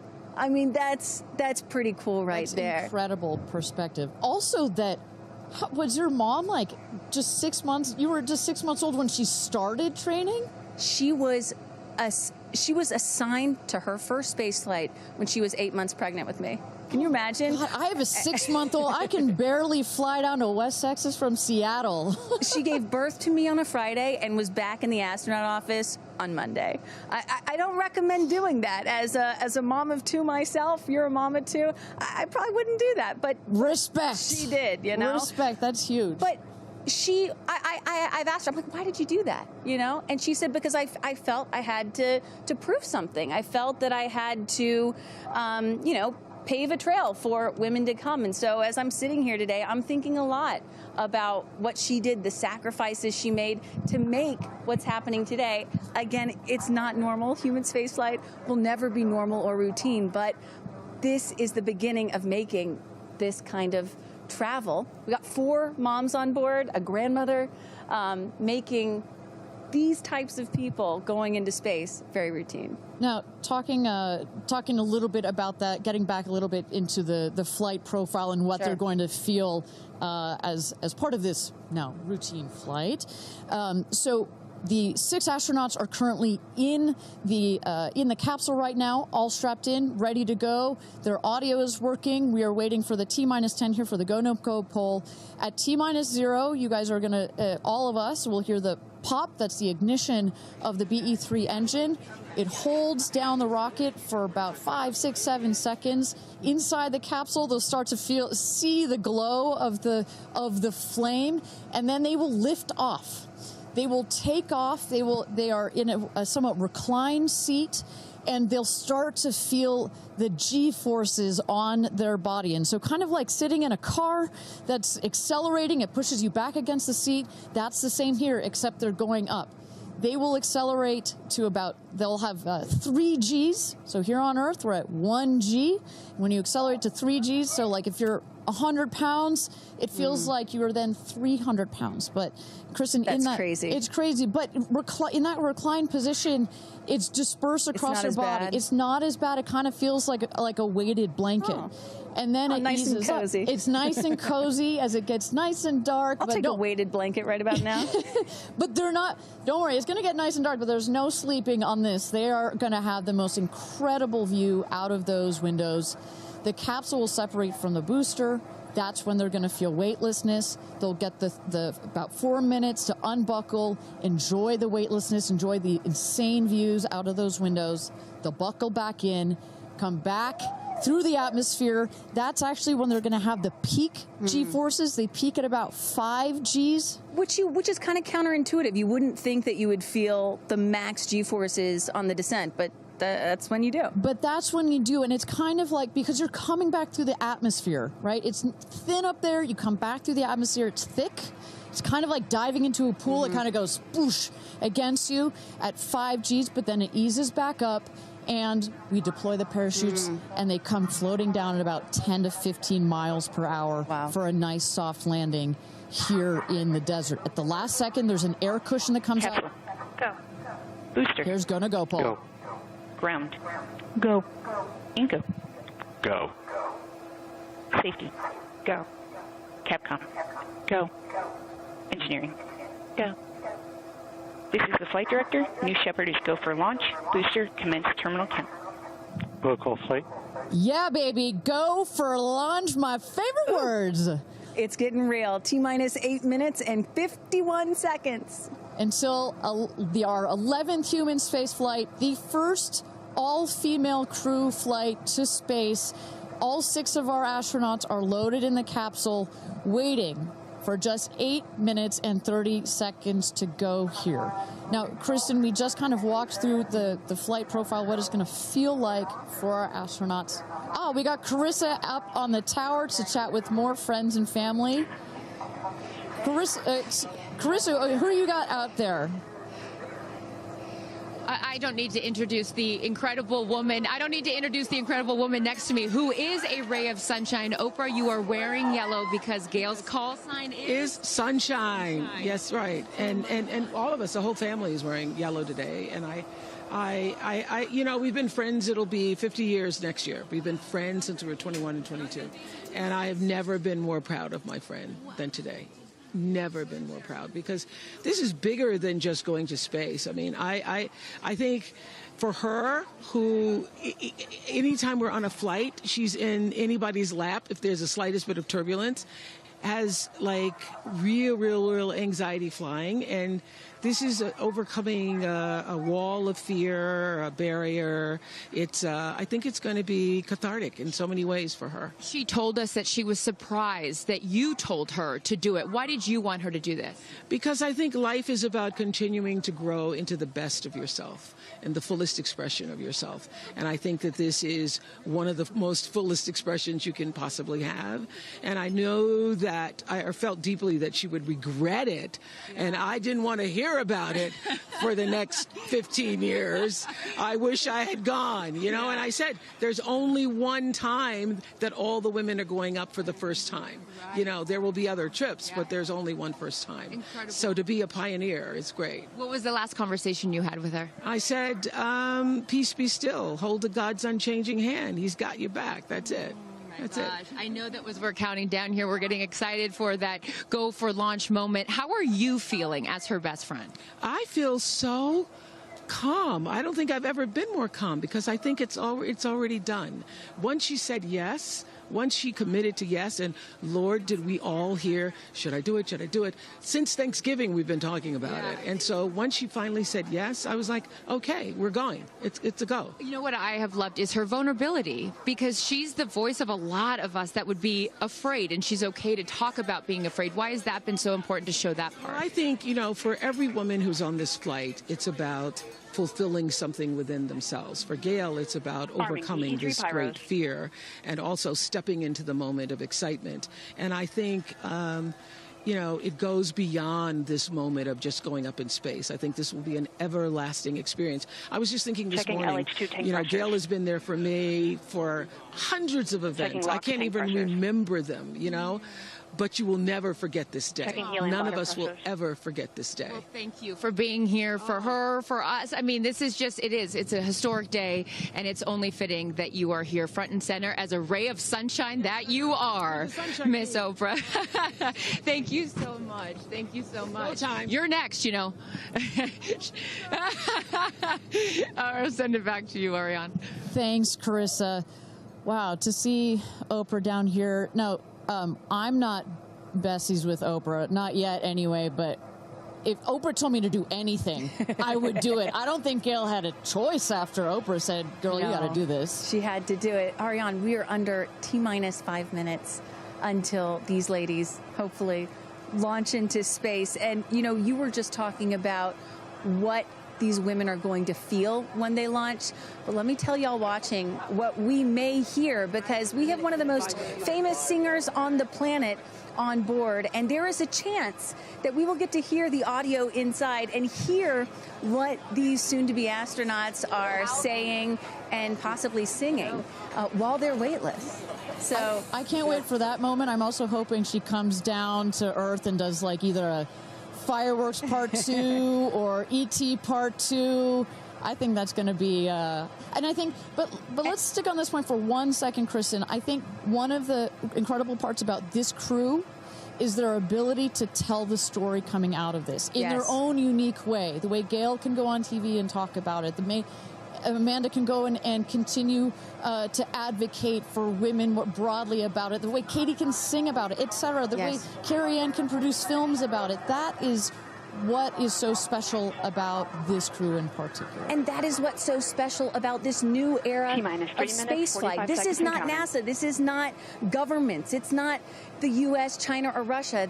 This is the commercial era. These are private companies, and this is Blue Origin sending the first all-female crew into space since 1963. And this is all going to happen so fast in just a few minutes, about 10 or 11 minutes from launch to landing. And don't worry, guys, I did the math. In case you're wondering, total duration of this mission is just about 3 Katy Perry fireworks songs. So play that song 3 times. That's how long this mission's going to be.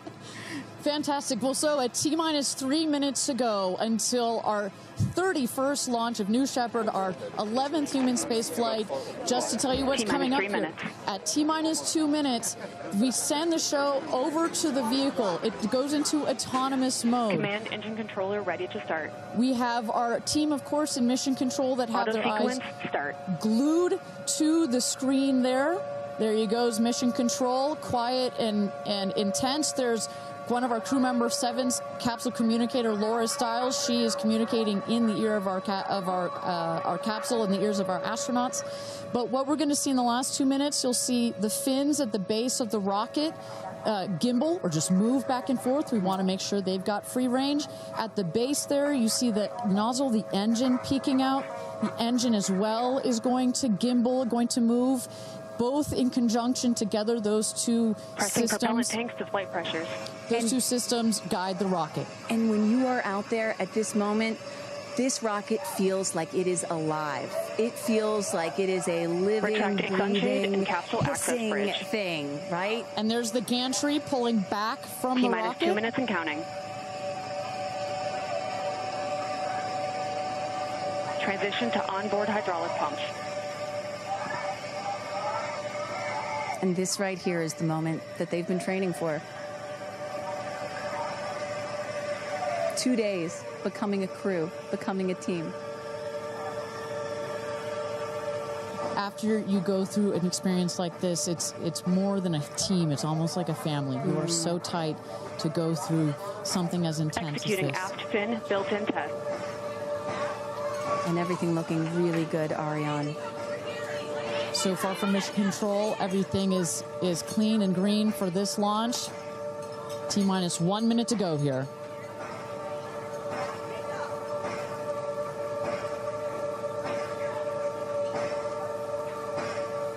Engine thrust vector control built-in test in work. Vehicle is now on internal power. So in a moment here, we'll see those, what they call the bit checks, the built-in test checks. As you mentioned, Kristen, inside the capsule, you know, as you said, this is like a bridled beast. This thing wants to take off. Switch to onboard helium. Here we go. Good luck and Godspeed, ladies. We're cheering you on from Let's planet launch Earth. this Thrust rocket. termination system is armed. T-minus 22 seconds and counting.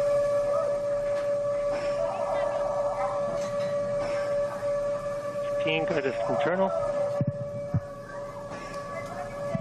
T-minus 10, 9, 8, 7, 6, 5, 4, command engine start, 2, 1, ignition.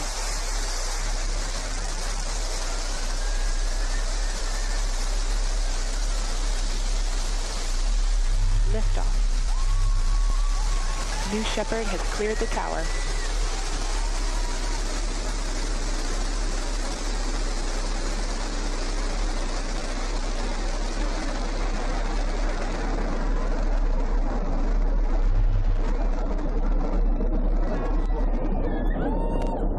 Flight. 6,000 feet climbing.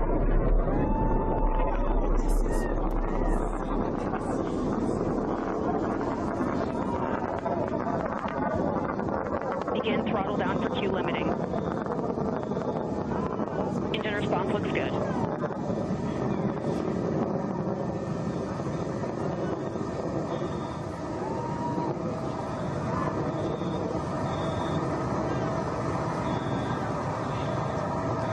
Max Q, maximum dynamic pressure.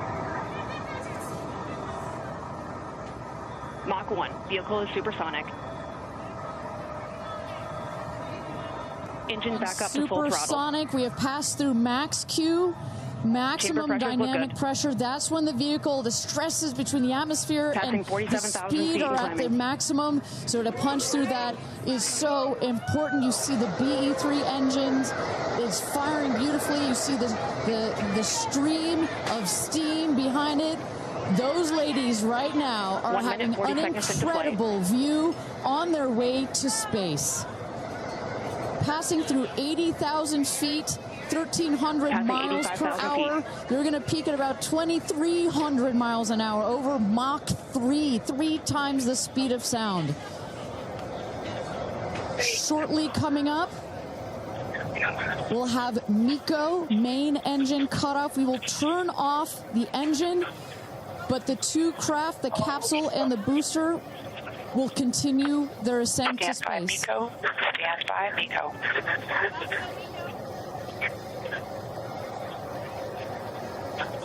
And there you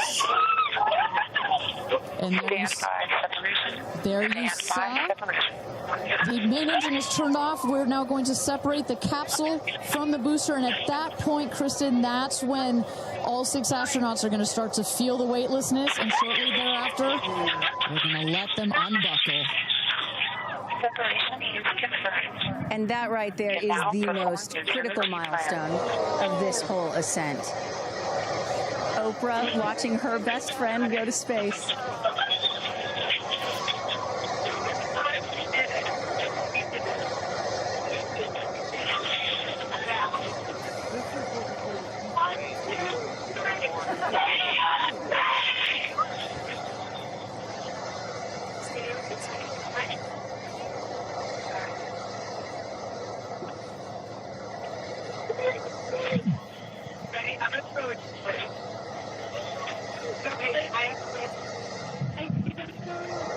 And the 2 craft is separated. Put it up there. 328,000 feet, 100 kilometers. Welcome to space, ladies, or shall I say, astronauts. Oh, the moon! You guys, I have to tell you, look at the moon. Look. Oh, my God! Oh, my God! Oh, my goddess! That's our pink moon. I love you, Shepard!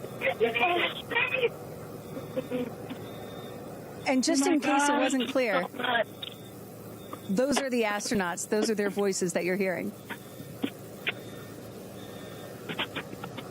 And there, they have hit Apogee, the highest point in flight, well over 345,000 feet, well over the Kármán line. Wow.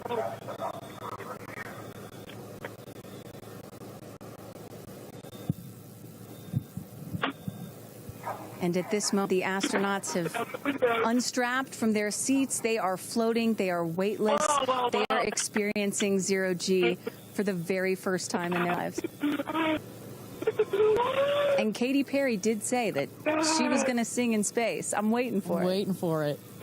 1 minute warning. 1 minute warning. So that is Capcom indicating a 1 minute warning for our astronauts to take in those last views before they get buckled back into their seats. At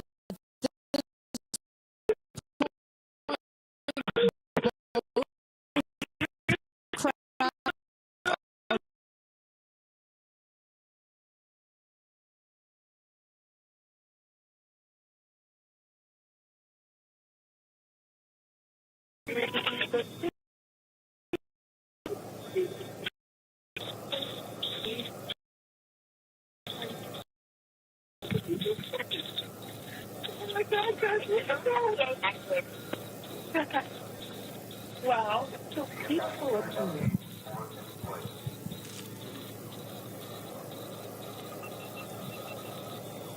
And you hear Dragon. Report status.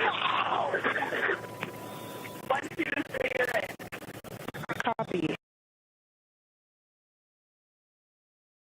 Whip. Report status.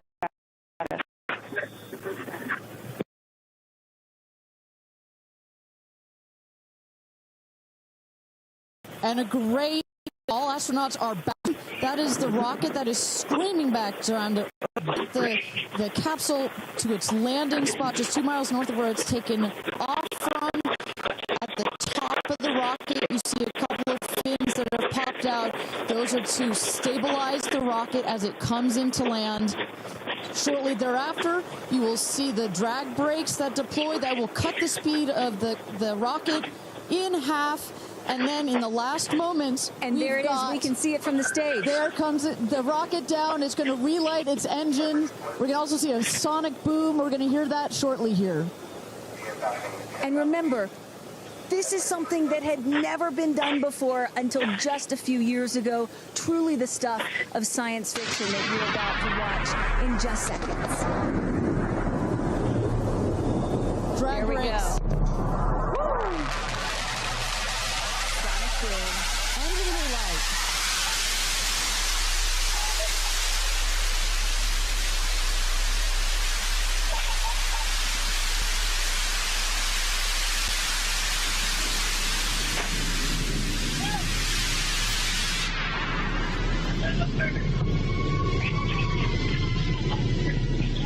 And booster touchdown, welcome home, New Shepard. Picture perfect landing right there. Picture perfect landing. Right on target. You see that dust kind of creates this dramatic cloud that reveals the beautiful rocket that has just taken these ladies up to space and back. And I love the echo across the mountains. Is that what I was hearing there? That's what you were hearing. You heard the sonic boom, then you heard the engine relight, and all of that reverberates in this big, beautiful valley in West Texas. Stand by drogues. Stand by drogues. All right, shortly here, we're waiting to see the drogue parachutes deploy from the crew capsule. Those are like the guide parachutes. There go the drogue parachutes. Just free falling right there until those drogues came out. And then next will be the main parachutes that get pulled out. Hear that screaming inside the capsule? And all 3 parachutes reefing, and they will slowly inflate, slowing the capsule to a nice, smooth 10, 15 miles an hour. They are cruising back home. 3 good parachutes.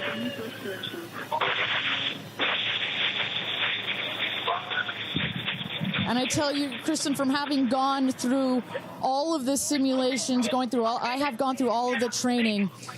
They put you in the capsule that simulates all of this, including the sounds, and when you hear the motors of the parachutes pop out, that is the best moment in flight. Because I know Blue Origin does everything they can to make this as safe as possible, and y'all have an impeccable safety record, but it still has to feel really good when you know that you're coming back to Earth with those parachutes fully deployed.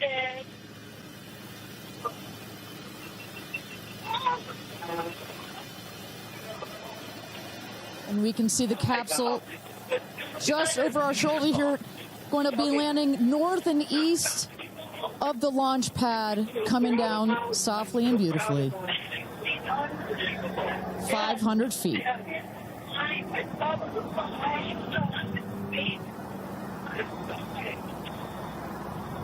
And you will see a puff of smoke when it touches down. A puff of dust. That should be, yes. That's normal. A puff of dust, last milliseconds. Air cushion that will kick up the dust. It's a very soft landing despite the sporty perception. There it is.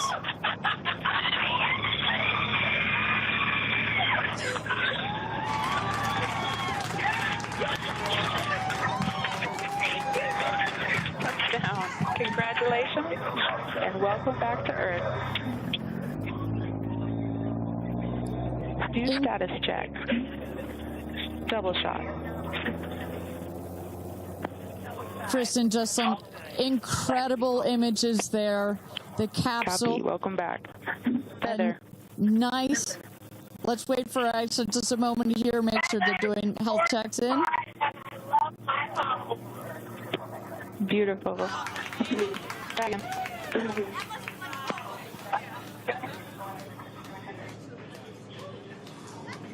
Yes, and as you heard it there, everybody seemed to be just as ecstatic to be back here, back on Earth. Everybody appears to be fine. Beautiful shot there of the capsule down in the desert. As we were just saying, it looks like a tough landing, right, but it is an air cushion in the last milliseconds that just makes it even softer. I will also note the parachutes landed very close to the capsule. That's just an indication that there's not very much wind out here today. A beautiful day for a launch and landing. A beautiful day to add 6 more names to the roster of astronauts that have been over the Kármán line into space.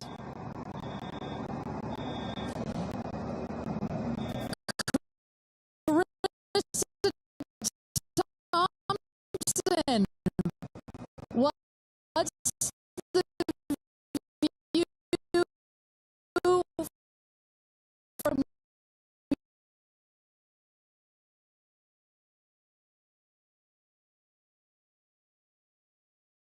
you guys as with Orlando Bloom as jump in the car to go meet And only imagine how these astronauts, now that we can officially deem them astronauts, are going to feel. I can't wait to get their reaction. We are headed out there now. I will check back in with you as soon as I have them. Sounds good, Carissa. And as everybody can see, she is... those recovery crews are screaming out there. So we actually send them out as soon as we spot the capsule. And there's little Rose, Katy's daughter, who has just Daisy, excuse me, who has just seen her mother go to space and come back. I'm sure she cannot wait to say hello. So, but as I was mentioning, the recovery crew is heading out there. We send them out as soon as we can see the crew capsule and spot the crew capsule descending. There will be at least 2 trucks that go out there. What you'll see is they will come around the capsule. We also have crew member 7 who's in there. She will run out, go around to each window, make sure that each astronaut is fine, and the recovery crews will safe the capsule before we exit the astronauts. You know, it's hard to pick a favorite moment, right? Launch, landing, it's all good. But the moment coming up might be my absolute favorite, right? It's the moment the recovery team gets out there, then all the friends and family, and we get to see the astronauts emerge from the capsule, and we get to hear what they thought from the last, 10 minutes or so that they were up in space. And I think one of my favorite things that I've ever seen in covering space, certainly with Blue Origin, was that moment for William Shatner, Captain Kirk, as he emerged from the capsule. And this is exactly why you want to send people that are not just professional astronauts into space. What he said was so moving that day. 100% agree. But it's not just the astronauts that are here that are being moved by this event. We've got Tabitha that's with some of the friends and family out there. Tabitha, give me an update from the viewing platform. I mean, not a dry eye in the stand, I tell you right now. Chloe, I just want to know from your perspective, that moment, what was it like? I don't think I realized how emotional it was going to be, and I literally had chills all over my body from the second it launched until the moment I just saw it land. And it's sort of hard to explain, because I don't think you would be that emotional, but it's incredible. It takes your breath away. And I feel like I have all this adrenaline and I'm just standing here. Right? It's very true. Same. It's really, first of all, we're so thrilled that the girls are safe and everything went so well. And so that's a relief because, I'm sure there's a lot of nerves up there, but to hear the girls screaming and having such they said they saw the pink moon. Yeah. I heard the audio. I was like, that is the coolest thing. So I cannot wait to get the footage from inside and to see hear. that. I want to hear every little emotion that they had, and we can't wait to see the footage from inside. What are the chances? The pink moon, the rocket launch. It's so exciting. It's a great day. It's been a pretty phenomenal day. Great morning. So when are you guys going up is the real question. Oh my gosh, I don't know, but this made it a little more enticing. Never. Right. That's you can go on behalf of the rest of us, but thank you. I think we'd all drag you off of the tarmac before we let you go up. But I like you being an observer. Okay. Yeah. Well, we love being able to share this experience with you, and thank you for sharing how you feel out here with our audience. So it's been really, really incredible. So yeah, the emotions are high because it's so exciting and energizing. And gosh, Kristen, Ariane, I don't know what to say. I did cry. I didn't think I was going to cry, and I cried. Tabitha, I love you putting them on the spot there. Chloe and Chris, are you guys going up? Keeping up with the Kardashians in space. We're waiting for it. That's the all lady launch. Well, thank you so much, Tabitha, for that. And you could see that, you can hear that, you can hear from Tabitha. Even she is emotional and has tears in her eyes. When you're down here for one of these launches. And Carissa, when we get her back on the line, I'd love to hear her thoughts on this. The intensity and the energy and the emotion out here, even though you're in this remote place, but it all gathers here in this valley, and it's really intense. No matter how many times, I've seen all 31 of our launches, it gets me every time. Well, anytime somebody says, I don't get it, what's so exciting about space? Come to a launch. Come see a launch in person, and then you'll change your mind. And, I'm just, as we await the moment where these astronauts emerge from the capsule, I'm reminded of what William Shatner said on his mission. He said, "What you have given me is the most profound experience I can imagine. I hope I never recover from this." And I love that. You know, I hope I never recover from what I just experienced. And one of the neat things about this is these women were not in space for several days where they had time to get acclimated to it. They only got 4 precious minutes of weightlessness. And so that high, that feeling of, ooh, I want more of whatever that was, is still so fresh. And you really get to see that when they step out of the capsule. We catch our astronauts. I mean, their minds are still in the process of being blown when they come out of the capsule, and Carissa is going to capture those moments for us shortly here after we get our recovery crew. You see there some of the friends and family have already started lining up there, while the recovery crew, you've seen some images. As I mentioned, they're safing some of the systems on the capsule. We want to release all of the excess air and gas that created that nice air cushion. We'll remove the parachutes, make sure nothing gets tripped up. Also, we reuse those parachutes. And then crew member 7 will take the stairs up to the hatch.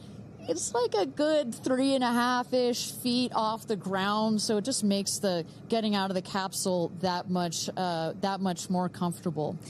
Crew member 7, last but not least, crew member 7 will open the hatch, and we'll get to see one by one as these lady astronauts now exit the capsule. And a lot of people are probably familiar with seeing, NASA astronauts or Russian cosmonauts emerge from a spacecraft after a long-duration flight on stretchers or, glorified. They need some assistance because they've been exposed to zero-G for so long. Not these astronauts. They're not going to need any assistance. That's one of the beauties of a suborbital spaceflight. You feel great. You don't have to deal with space sickness, right? Exactly. And that's, to that point, this flight, because you're basically going straight up and then over the Kármán line and straight back down. Some astronauts, I think you mentioned your mother may have experienced a little sickness up there. You don't in this one because it's just once up and once down. And you get that nice zero-G floating sensation and you buckle back in. You don't have it's not as extreme. So do you have an astronaut that you're looking forward to hearing from the most? It's really hard to pick. Yeah. I have to say I'm a huge Katy Perry fan, so I'd love to see what her feelings are. Also, as a mother, our kids are close in age. What does that feel when you have young children? You saw her get so emotional in her pre-flight interview. Is that still the weighing emotion, or is she still just, oh my God, I saw the stars, I saw the curvature of the Earth? What's going to come out of her mouth, but really her heart? And is that Jeff Bezos out there right by the capsule? Kind of hard to see. That is correct. That is Jeff Bezos, our founder, on the left, as well as Sarah Knights, our crew member 7. And I just want to thank our viewers for joining us. NS-31, New Shepard's 31st mission to space, our 11th human space flight. From all parts of this flight, for the booster, for the capsule, for our astronauts, a completely successful flight, one of the smoothest flights we've had so far.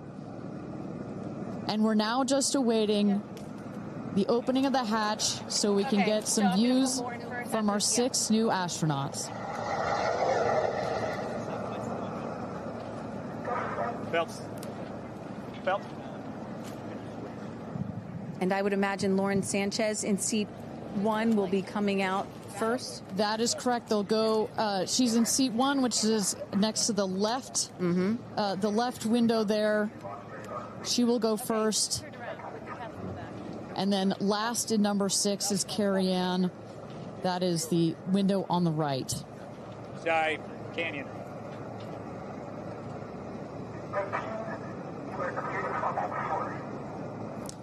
You see those vans arriving. Those are friends and family.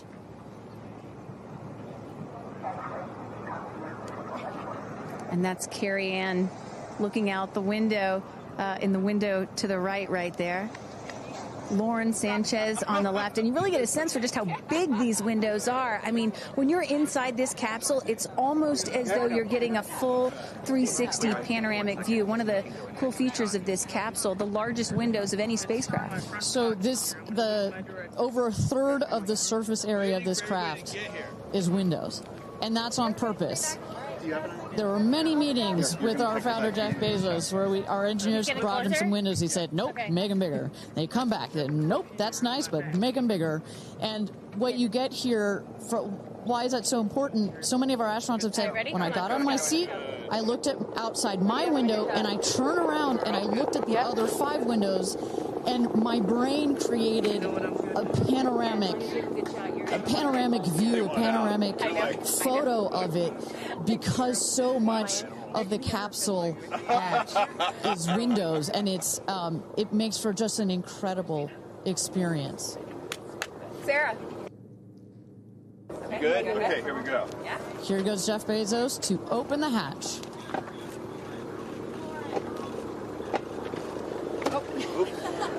She didn't really close it again. Come on out, guys.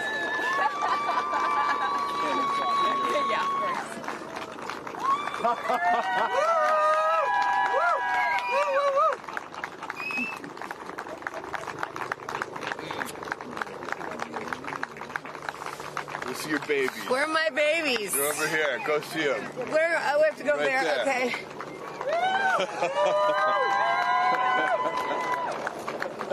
Katy!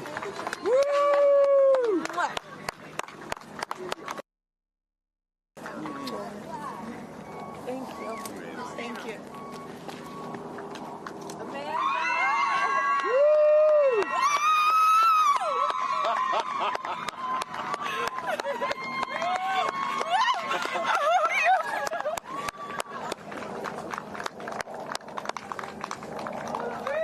Aisha! Oh my gosh!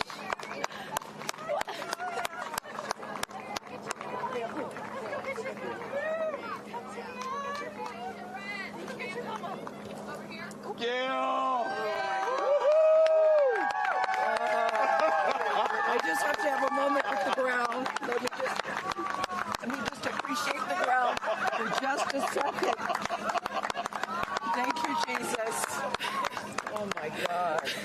That was amazing. Gail. It was amazing. Oh, I'm so proud. So proud of you. Me too. Oh my God.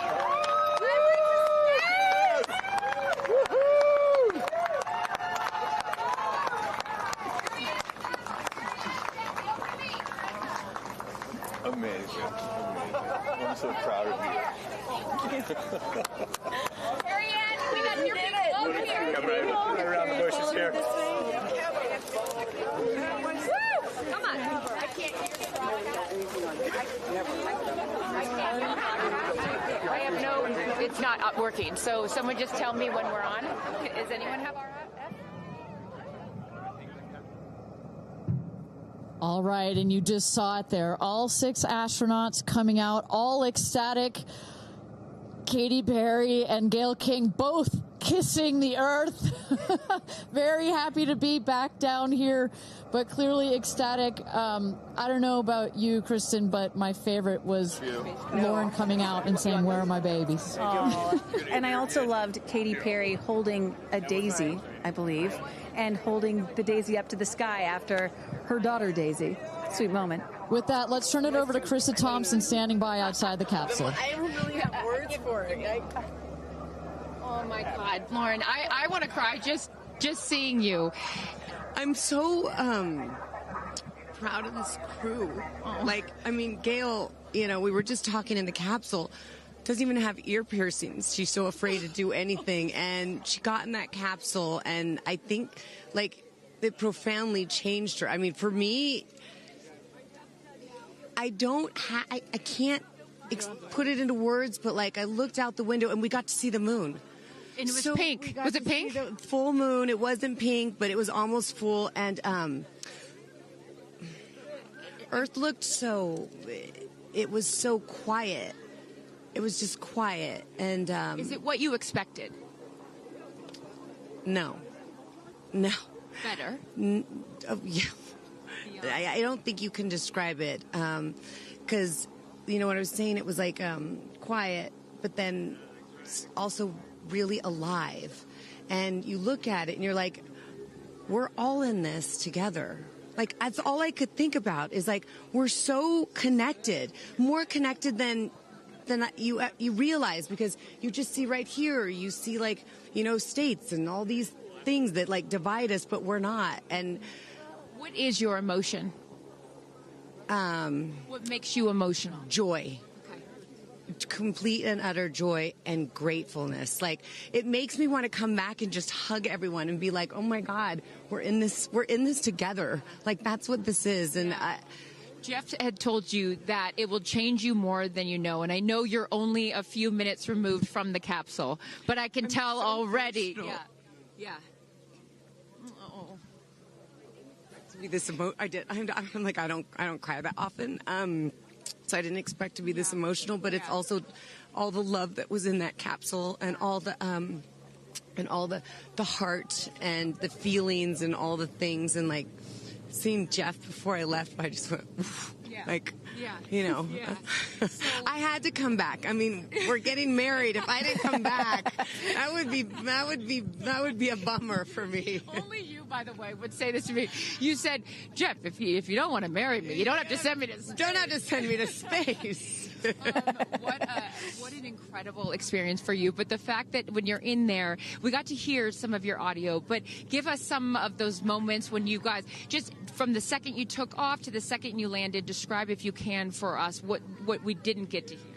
It was a feeling of joy and camaraderie. It was a feeling of gratefulness. It was a feeling that we're doing this. And you know, Alan Shepard, I told you about this, did this same exact flight, and he became the first American in space. And 6 women just did the same flight that he didn't. Oh, I just want to keep hugging you. It's really cool. Yeah. And I hope that more people get to see this, because I feel, I don't even know how much it's going to change me. And I want to thank the Blue team. I mean, look at them. I mean, they work so hard to make sure this vehicle gets up and safe. And I'm so proud of you. I'm so proud of you. It's one thing to say you're going to do it. It's another thing to actually do it. And I know there's a phrase in your family that life takes off on the other side of fear.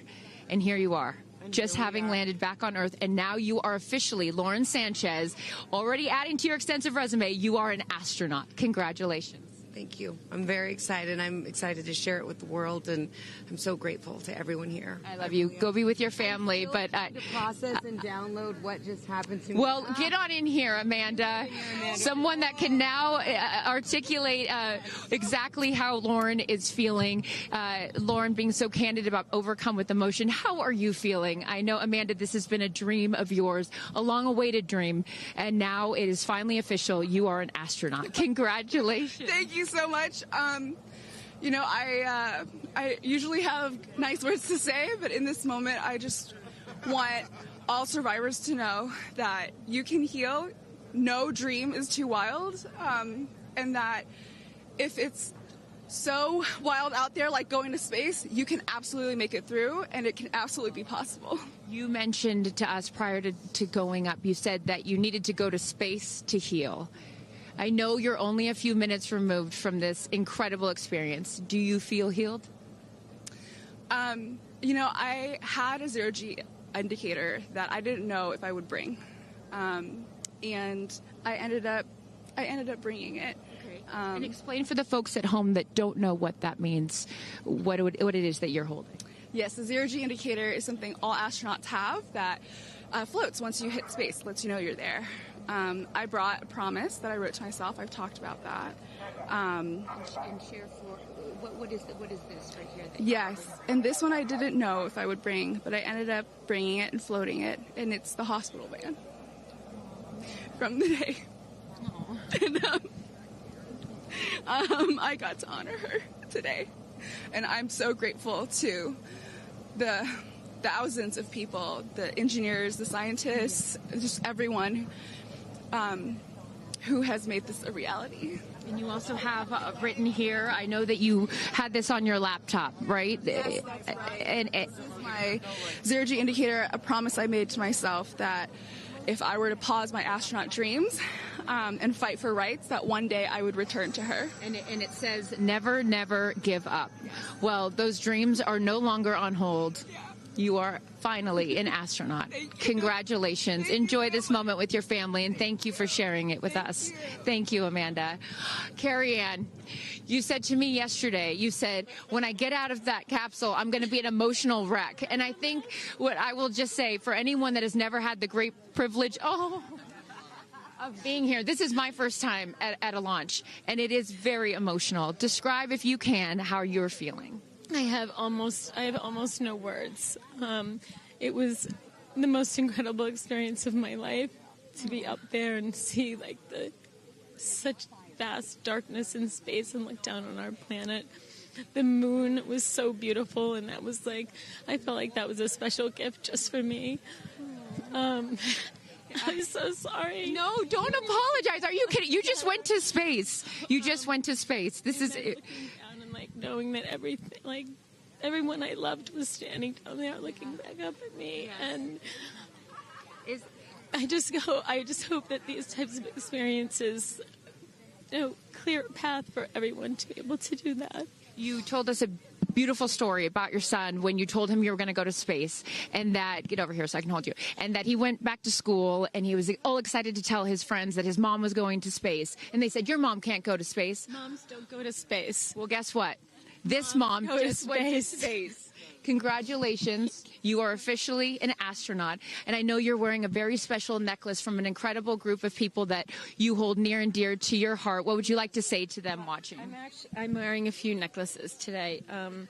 My dear friends threw me a blast-off party and gave me this feather, which obviously represents the Blue Origin logo. And it felt so special to have it close to my heart. And in space with me. And I feel like it helped me take all of them with me on this journey. Yes. Well, I will let you go enjoy this historic moment with your family, and thank you for sharing it with us. Congratulations. You're an astronaut. Gail, get on over. I'm still floating. I can't believe it. I cannot believe it. I'm so proud of you. And I know that I speak for the collective, because you have been so honest. You've been so vulnerable. And I spoke to your best friend prior to you taking off, and I asked her why it was so important for you to do this. And she said, she said, so she didn't have to hear you say, I wish I would have done that. That's so true. But now, Gail King, you are officially an astronaut. How do you feel? I still can't accept that word, but I will say, I can't even believe what I saw. When somebody calls this a ride, this was not a ride. What happened to us was not a ride. This was a bona fide friggin' flight. And our instructor, we were so well prepared. So every noise we heard, we knew. But the flight instructor said that I am her best success story. Why? Because she's never had somebody go through the course who's terrified of flying. Everybody who's gone through the course is somebody that it's been a lifelong dream. They wanted to do it. So she said, I'm her best success story. I'm so proud of me right now. I still can't believe it. I still can't believe it. I was just going to say, prior to the launch, you said that you would be so proud of yourself if you went through with this. And you did. What was the best part, Gail? It's oddly quiet when you get up there. It's really quiet and peaceful. And you look down at the planet and you think, that's where we came from? And to me, it's such a reminder about how we need to do better, be better. Do better, be better human beings. And what do you mean by that? Processing. Well, it's so nasty and so vitriolic nowadays. And I mean, if everybody could experience that peace that we had up there, and the kindness and what it takes to do what we did, all the people that it took to get us up there and get us back safely, I'll never, ever, ever forget. And when we were up there, have you talked to Katy yet? I have not. Okay, when we were up there, after zero-G is very difficult. All the training about this is how you get in the chair and this. I look like a friggin' moose getting in the chair. It was like, just let me get in the chair. Let me get the seatbelt on. But, we had a very do this. How would you describe it? it's very difficult because you're floating. But the best part was when we got back in our seats after 0 G's, Katy sang "What a Wonderful World." She did? Isn't that nice? Oh, come on. She sang "What a Wonderful World." I see Did you just all dreams. start Oh, crying? yes. Oh. Because we'd been asking her to sing all the time, and she wouldn't. And then, because everybody said, "Sing Roar, sing Fireworks," and she said, "It's not about me. I wanted to talk about the world." Wow. I know, isn't that nice? You got to ask her about that. That's really special. And when Lauren got out, she was overcome by emotion for a lot of reasons, and rightfully so. But she spoke to the group and how close you guys have all become because of this experience. How would you describe the camaraderie that you guys now have together? I would say that we are forever bonded, because you can't go through what we went through to look out for each other, to help each other, and not be changed by that. You know, it really is a true. People throw the word around, but it really is a true sisterhood. Mm-hmm. But it speaks to how we were set up for success. The training was so, I can't stress this enough. The training was so friggin' good. We were set up for success. And it went exactly as they told us it was going to. Mm-hmm. Every boom that you heard, the drones, the drogues coming out, the parachutes coming out, it went exactly as they said. Are you glad you did it? I am glad I did it. I am glad I did it. Yeah. I am very glad. I have no regrets about doing it. What would you say to people watching right now that are scared, that are fearful of anything? What would you say to them? Well, I just said I'm stepping way out of my comfort zone, because this is so not like me. I said up there, I might now get my ears pierced. I've always been afraid. Which is great. I love that you've never had your ears pierced. No, even Hootie at the training center. You don't have your ears pierced? I go, because it hurts. Oh, my gosh. But I mean, for people that are afraid, Eleanor Roosevelt once said, courage is doing something that scares you, but you do it anyway. And I stepped out of my comfort zone in a way that I never thought was possible for me. Mm-hmm. And now that I've done it, I really do feel I can take on anything. Anything. Congratulations, Gail King. You are an astronaut. Thank you, Chris. I am so excited for you. I'm so excited for you. And I'm going to go with you to get your ears pierced, because I want to get another hole right here. Go enjoy this with your family. Thank you so, so much. Aisha, oh my goodness. Congratulations. Congratulations. You are officially an astronaut. How do you feel? Also, how do you look perfect after just going to space? I mean, my goodness. I will never be the same. I mean, when you get up there and you see the Earth, and it's so beautiful, and it just fills the screen, and it's not just your window. It's like everybody's window, and there's no boundaries, there's no border. There's just Earth. Wow. It's incredible. You know, Gail is so honest that this wasn't her dream, but this was a dream of yours. How do you feel now that you just achieved it? Like I picked the right dream. And when we landed, I said, Exuma, I'm good, Blue Calm, but I'm ready to go back. Wow, really? Yeah. What was the best part for you? The best part for me, actually the whole thing. But we got in and we counted down from 10. And then I started to hear some singing. And when we lifted off, everybody, you could just feel the energy in the capsule. And when we got up there and we got out of our seats, we all just looked at each other. And there was this moment, and I can't wait for people to see it on the video, but there was a very special moment between all of us. And it's just beautiful. It's so beautiful. Yes. Where is your grandfather? Your 92-year-old grandfather, who I know you were so excited to bring. What did he say to you when you got out of this capsule and got to see him for the first time? He said, I was really worried for you, but then Oprah squeezed me. Oprah has a way of making us all feel just a little bit more at home and a little bit calmer. I know your father is watching down on you, and he is your angel. What do you think he's thinking right now in heaven? I think he was like, woo! To have the opportunity to have flown his star in my flight bag and to have a perspective that very few people get to have of Earth, I just feel a renewed connection to everything in life and where we are, and I can't wait to go back out there and pour what I've learned into the world. You have given so much to so many, and I know there are a lot of people watching right now, some young boys and some young girls that are inspired constantly by you. What would you like to say to them? Dream it, plan it, and go and do it. I never really thought I could go to space, although I really wanted to go. And today just confirmed that dreams are real, and sometimes reality is wrong. And your dreams just came true. Congratulations. Go enjoy this with your family. Thank you for sharing your experience with us. Katy. No, you're not the crier of the group. Feeler of the group. No, you are not. Crier, I'm crier. I'm going to tell you something right now. You are officially an astronaut. Thank you so much. How do you feel? I feel super connected to love. So connected to love. I think this experience has shown me you never know how much love is inside of you, like how much love you have to give, and how loved you are until the day you launch. We had these incredible shots of Daisy watching you as the rocket, it'll make me cry, as the rocket's going up, and she was so proud. Just kept saying, Mommy, Mommy. And I know you'll feel the same way when you watch it. And you brought a real-life Daisy up. That's it was right. important for you, not only because it's your daughter's name, but why else was that important to bring it? Daisies are common flowers, but they grow through any condition. They go through cement, they go through cracks, they go through walls. They are resilient, they are powerful, they are strong, they are everywhere. Flowers are, to me, God's smile, but it's also a reminder of our beautiful earth and the flowers here and God's smile and the beautiful magic that is everywhere, all around us, and even in a simple daisy. So to really appreciate it and remember it and take care of it and protect it. Gail shared with us the song that you sang when you got up there.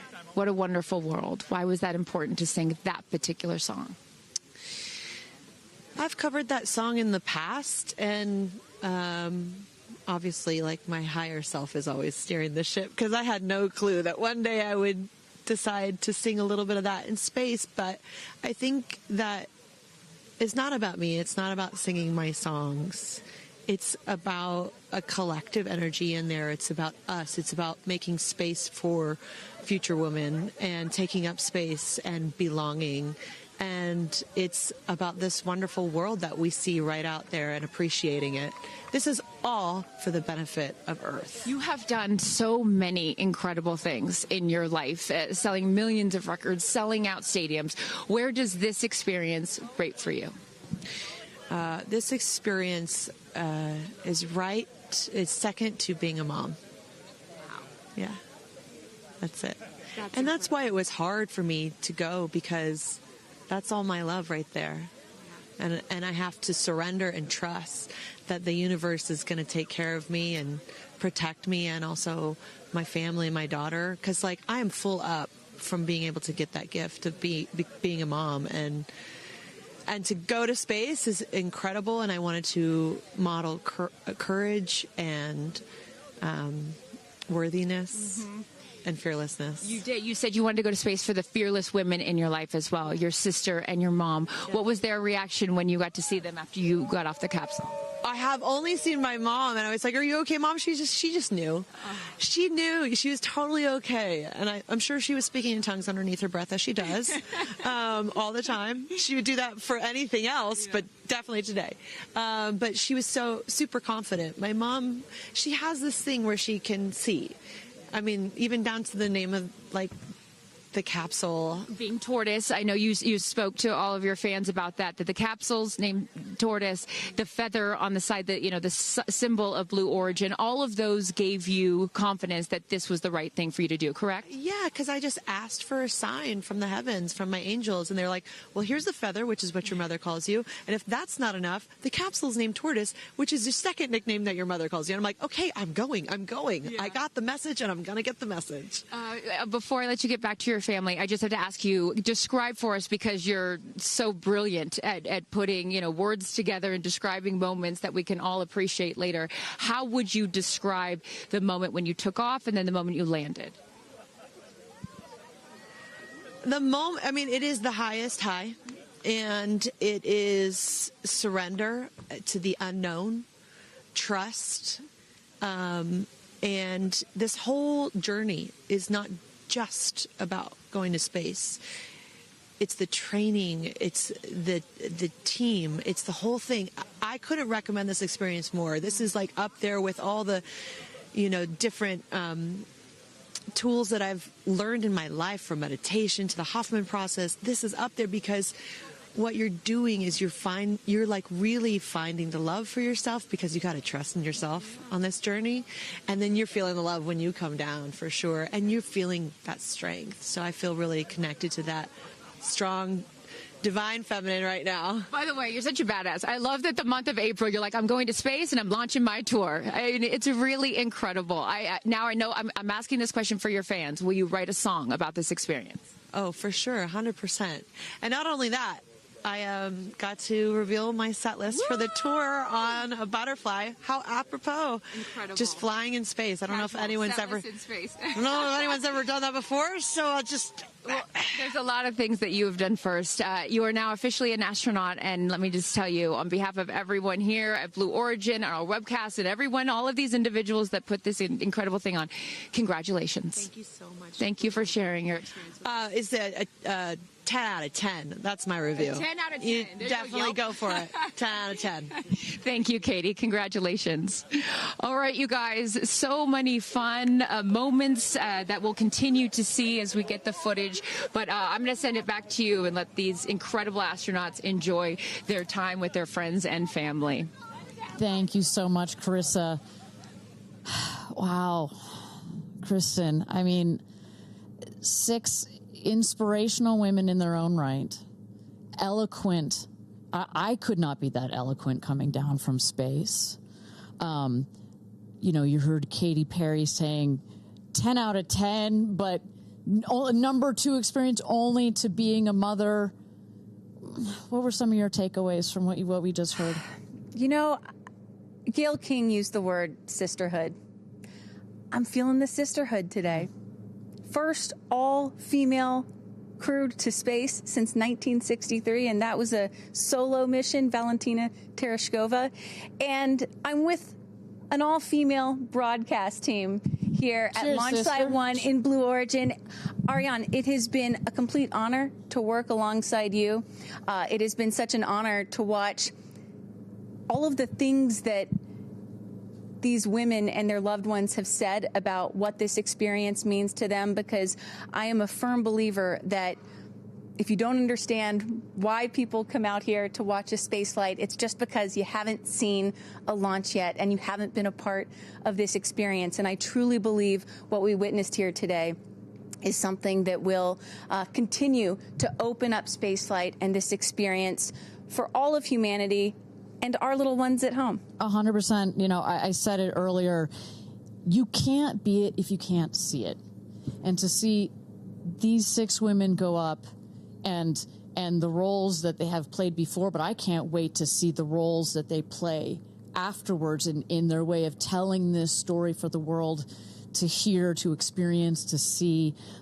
This is just the beginning. So I want to give a shout out to them, because as you saw, that is coming out of your comfort zone, whether you wanted to go to space or you're like Gail and you didn't anticipate it. Thank you for trusting yourselves and to their families and trusting their loved ones with Blue Origin. We are very proud to do that. I'm so proud of Gail King, too. I wonder if she's still afraid to fly on airplanes after flying to space. Have we cured her of her fear of flying? I don't know. We've cured her for getting her ears pierced. So there we go. Baby we'll take steps. that one. Let's start with that one after this not so baby step. Aw. Look at that beautiful shot. And now the party starts, right? Can we pop some champagne and celebrate a little bit later? Let's do it. It's only 9:20 a.m. It's not too early. 5 o'clock somewhere, baby. All right. What an incredible day. Just for all of us, for our astronauts, for our Blue Origin team. It was an honor to fly you to space. And if you would like to follow in the pioneering footsteps of these astronauts and purchase a seat to space, visit BlueOrigin.com and click Fly to Space. Your own journey to visit the Kármán line is much closer than you think. If you'd also like to purchase a mission patch to commemorate today's launch, head to Blue Origin shop for patches and much, much more. For Kristen, Carissa, and Tabitha, I'm Ariane Cornell. Thank you so much for joining us. And until our next launch, Gradatum Ferocitor.